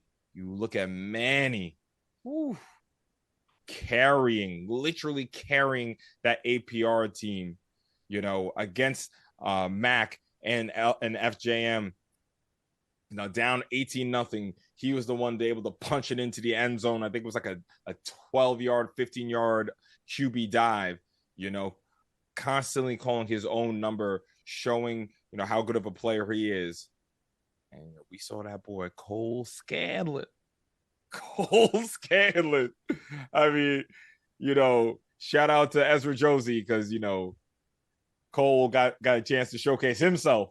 I mean, I saw the chat. Everyone's like, who the hell is that? Who the hell threw the ball? Cole is a tremendous, tremendous player. So happy that he's coming back. A 2-way champion. Marty Kobayashi, again, one of the biggest wins across all of New York State. I mean, honestly, right next to me, the biggest upset, of course, is Farrell over Iona Prep. But W.C. Bryant over Eagle Queens, of course, tremendous. and a 2A player, 3A, Finn Chadwick. I mean, his numbers are ridiculous. Triple crown. Absolutely ridiculous. Mm-hmm. You know, that team was really battling in there for a while. Like Kendu Brown. I mean, how much more can we say about a Kendu Brown? The Iceman, the Rifleman, Vinny Canzaneri, PSAL champion. Shout out to a former first team kicker in the chat. Curtis kept your legacy going. My guy. The signal callers on this list are absolutely tremendous. Let's see who is going to be crowned first on the first team quarterback list. It's QB1 for the 4A champs, as Kendu Brown from Erasmus Hall had a terrific final ride in high school football. And how about this against Curtis? He's avoiding one of the most feared defenders in the state in Jarrett Sarit, and Brown still gets off a tremendous throw, and he was a big reason why they were able to take down Curtis not once but twice. How about this throw? 50 yards on a rope to his receiver for a big-time touchdown. And in the game against Tottenville, where Ehol was banged up, Brown knew he had to create for himself at times, as he does it with his legs here for a touchdown. He was a terrific mobile quarterback, as his ability to run definitely helped Erasmus offense be so difficult to stop all season long. And we go back to that semifinal game where he was terrific. Under pressure, he's going to find Amir Morrow. Brown was calm, cool, and collected all season long, and against Eagle Academy, he delivered as well. This one in such a tight window. Brown connects, and he is first team All-City. QB1 Kendu Brown. You guys don't mind, I would like to take this one first, because this player, man, this young man, I think this player deserves all of the flowers in the world. You know, there's so much positives that comes from doing media and doing this list, but you know, there's some negatives, there's some unfortunates, right? Every single player can't make the list, right? Kendu Brown, you know, he was number 11 last year. I remember all the comments. My phone would not stop going off. Yeah. You know, he puts his head down, works. Then quarterback transfer then. A lot of people posting about E-Hall got a new quarterback. Da-da-da-da-da. Puts his head down, gets back to work. Now we're all questioning who's playing quarterback. Is it the new guy? Is Just going to play quarterback? What's Wheeler thinking? He's moving Just to wide receiver. You're going to have Kendu, the 100% quarterback? He's going to throw the ball all the time? He puts his head down and gets to work. And then we see him on the field. An absolutely transformed player.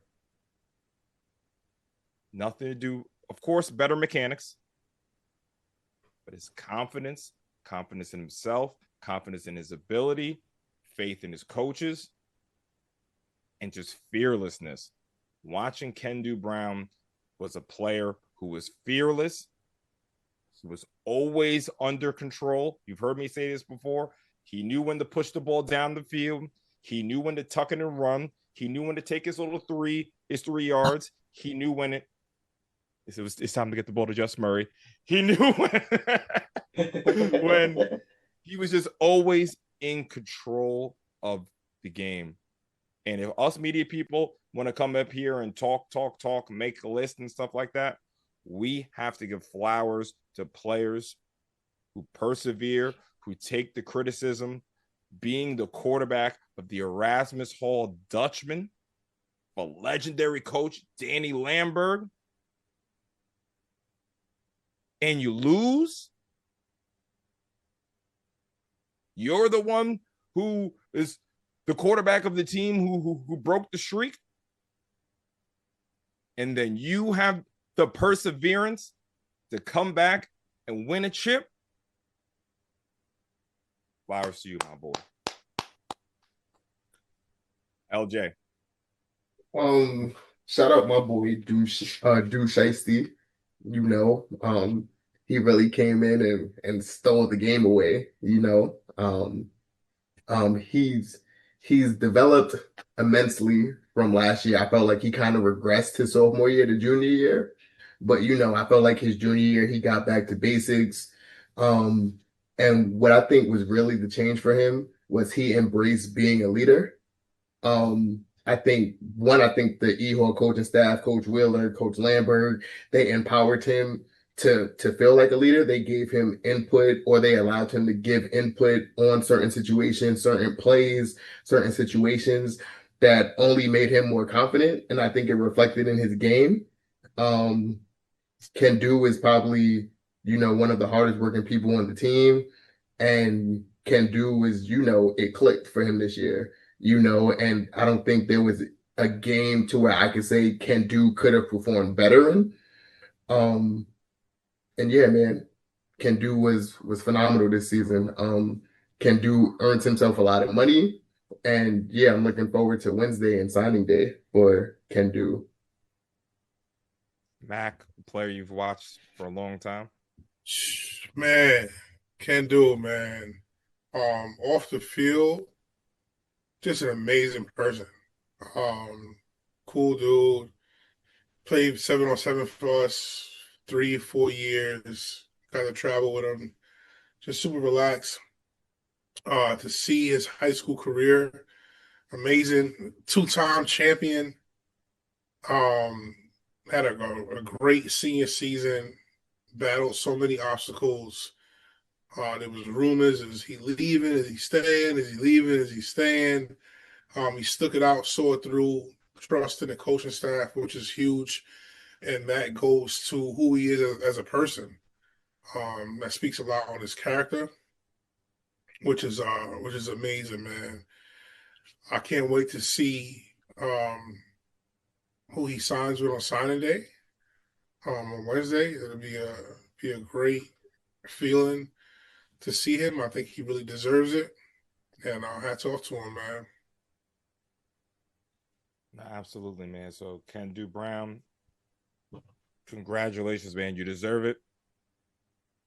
And we have one more video. One more first team player to announce. It's been 3 hours. Honestly, it's really been 4 hours for us because we were on the call at 6 o'clock. I'm trying to figure this out. For real. Yeah, and we made it. Yeah, if y'all see me recline back in the chair, it's just because I'm cooked. You shout out for everyone in the chat sticking with us, to the panelists sticking through. One more player. Who is it? What a year it was for Justin McGuire from Tottenville.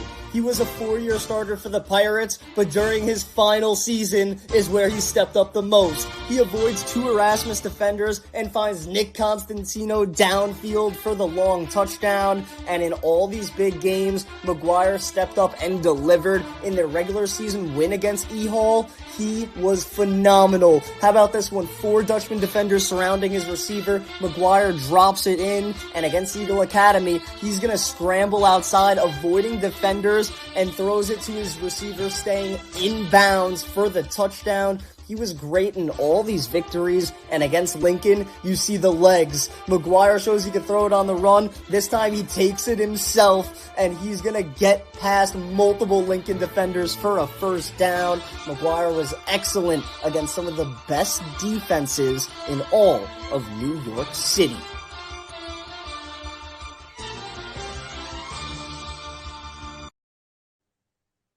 Justin McGuire.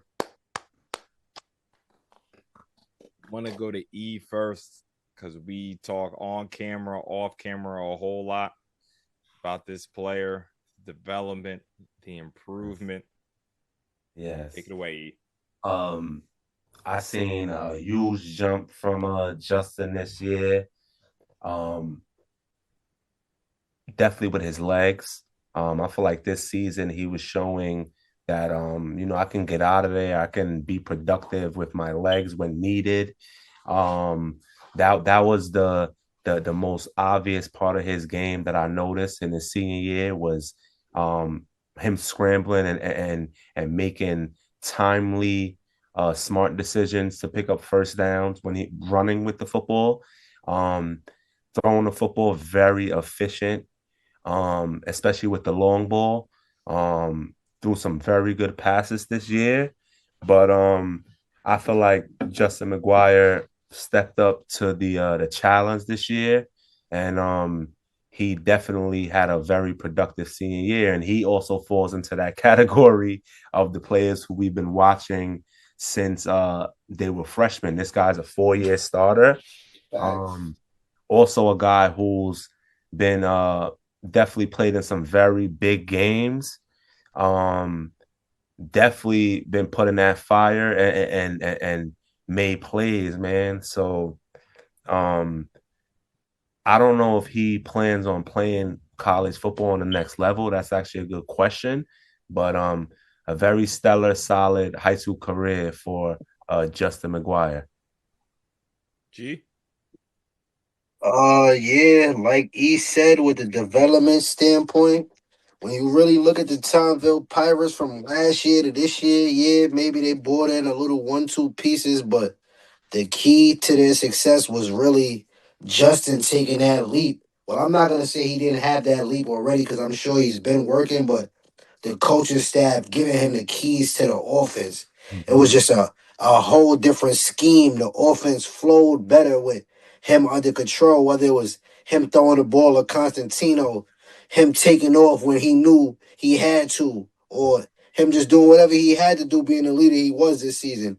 It was an honor watching him and reading through these comments. I seen Chase say this guy could take a hit. I seen in the Tomville versus Curtis game, he took a good shot, and some guys thought he wasn't gonna come back in the game, and he came back in the game and he rallied to get his team to win. So Yeah. this guy, he's shown time and time again. It might not have ended how he wanted to, but he definitely left his mark, especially this year for sure. I just want to add a little something real quick to that last comment. I don't want to drag it, but um, I feel like from an athlete standpoint now, you see your quarterback get hurt. Everybody's like, damn, that's our quarterback. And then you see him, grind it out, play hurt. That's gonna uplift everyone. That's gonna have everyone like, nah, I gotta give my all now. Like our quarterback is coming back in the game, injured, playing hurt. I got no excuses. You know what I mean? So Hell no. I said that to myself when I seen him come back in the game. I'm like, oh damn, he's coming back in. Like I was surprised. I didn't expect that. So it's Mm-hmm. like that shows how much of a leader and how bad he wanted it. No, listen. I have had stocks on Justin McGuire for a long time. It was Not the stocks. it was the first E Hall Tottenville game at 100 Luton last year. And in that first half, he made some throws to Nick Constantino.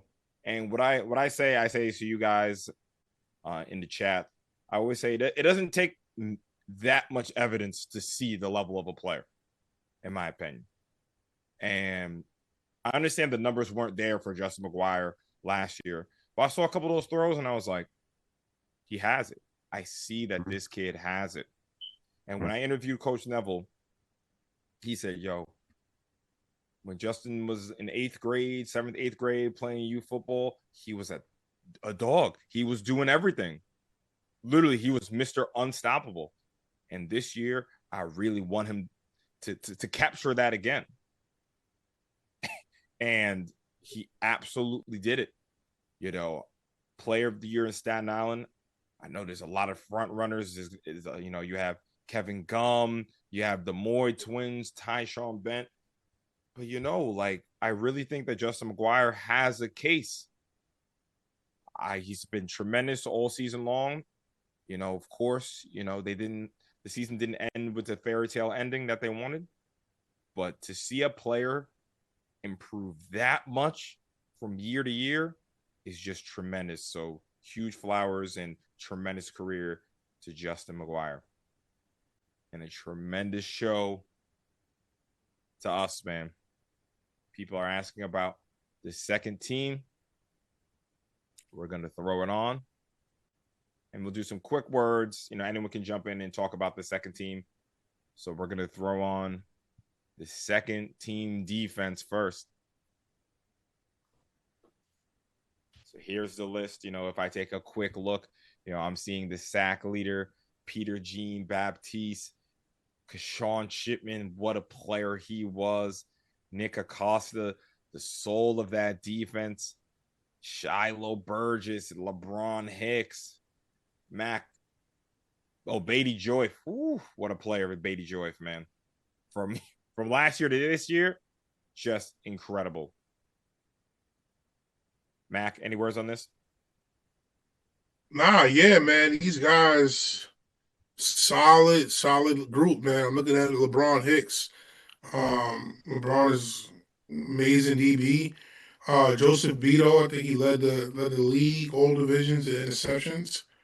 Shoot, and Peter Jean Baptiste led the 4A in sacks. Jair Edwards is a dog, man. Playing against him, what an athlete! This is definitely a solid group here. Absolutely, man. Congratulations to the second team. We will post this probably tomorrow. And now for the second team offense.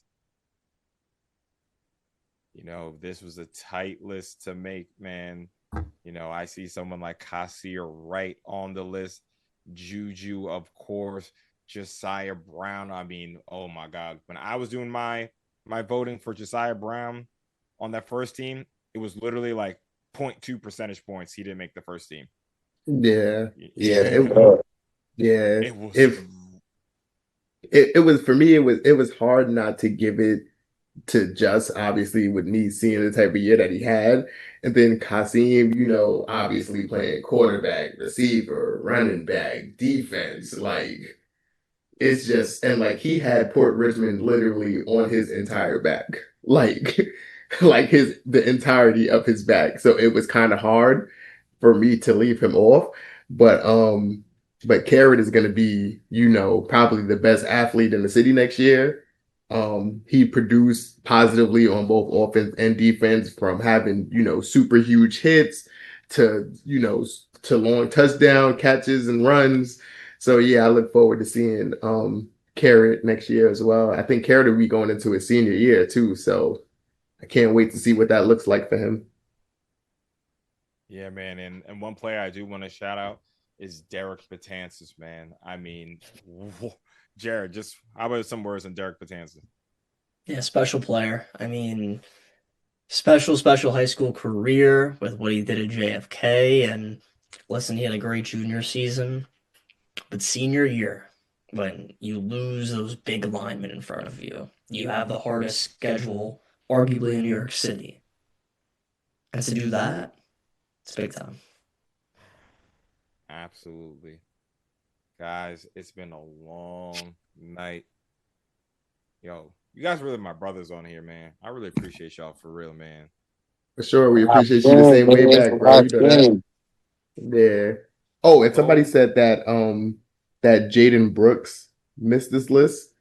So if Jaden Brooks would have been on here for defensive back, hands down, if we didn't put him in the athlete category.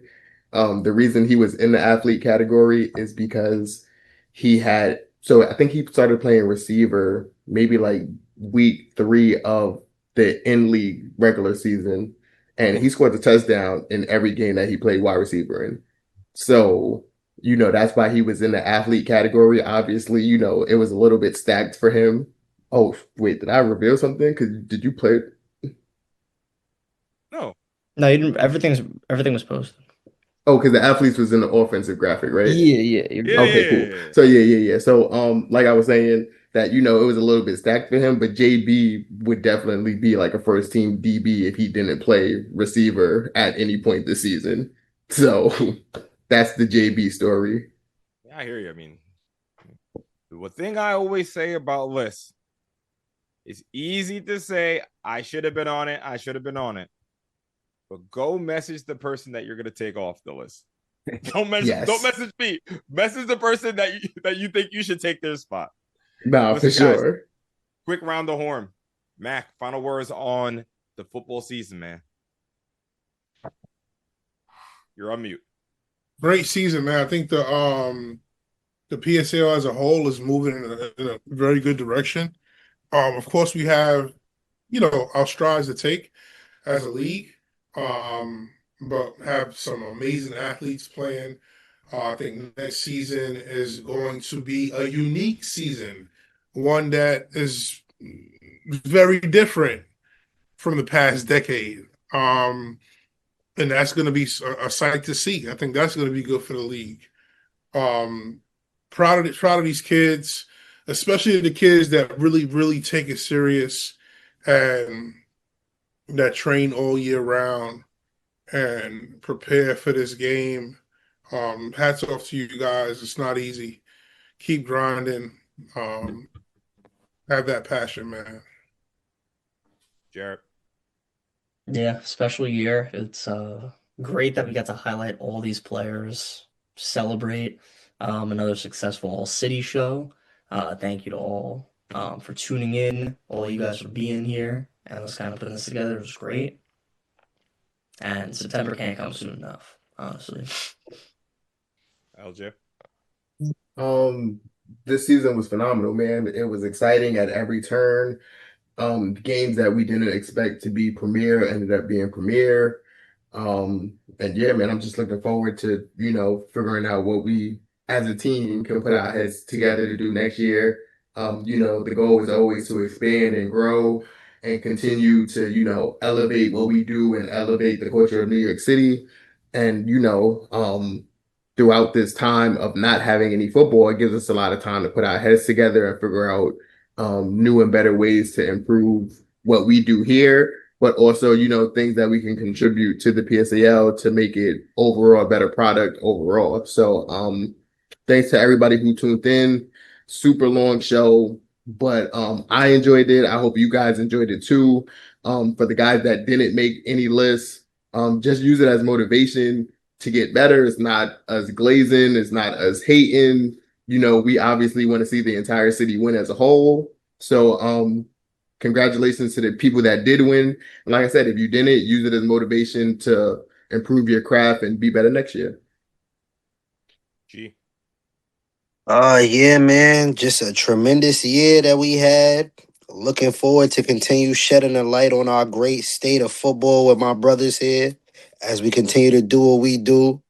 And as we stated so many times, it's a bittersweet moment losing this great class of 2026, but as we have the Zaire Schulters, the Kyle Lewises, the Josiah Browns, our city is still in great hands, man, and I'm excited to see what our next season has in store for us.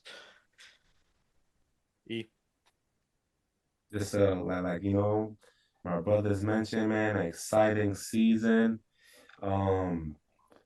And things are definitely trending upwards, for the culture, for NYC football. Thanks everyone for tuning in. And if you didn't make the list, like LJ mentioned, man, just get in that lab, use it as motivation. And we see everything, man. So it's like if you feel like you was deserving, and you feeling a little discouraged, I think you should flip that and use that as some motivation and get right, man. The season will be here before we know it. So make sure all the returners, you win the off season. All the seniors, good luck on y'all journey, man. We definitely gonna pay attention to it. Yeah, man. So the final word for me is I know it ran long, but it was really, really nice to put a lid on the season and give some of these incredible seniors some love, man. It was really nice that we got to do this. You guys in the panel, appreciate you guys more than you guys would ever know. I have these big ideas and I cannot make it work. This is our idea. You know what I'm saying? We started a group chat with this in mind, and this is our second year our second year delivering on it. Yo, can I add one more thing, Dre? Absolutely. If you guys are, or if anybody is curious to figure out, why they didn't make a specific list, feel free to DM me at shout by LJAY18.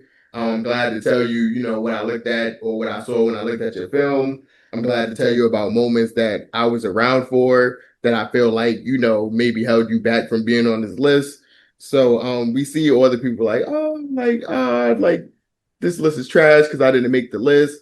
It's not that the list is trash. It's just that some people didn't perform at the levels that that we expected them to, or to the level of their peers. So if anybody wants in like specific details on why you didn't make a list, like I'm an open book. Just don't be mad at when I tell you what I tell you. But I'm gonna always keep it real with you for sure. Yeah, and I actually was going to touch on that. I'm your greatest adversary. Promise you, I'm your greatest adversary because I don't care. I don't care about the list. I don't care about being right. This is more to highlight. Of course, we have to make tough decisions, but just as you guys saw, if I'm wrong, what am I gonna do? That's it. I'm gonna keep it pushing. Yeah, admit when we might have slipped up on something. Exactly. We definitely admit, like, yo, you got it. Errors be running down on me a few times. I tell them like, the prediction might be wrong. Like, and again, why do we take time to highlight stories? Because they give you guys blueprints. Ken Brown didn't make a list. Discouraged. He was in the chat just like you guys. Look at him now.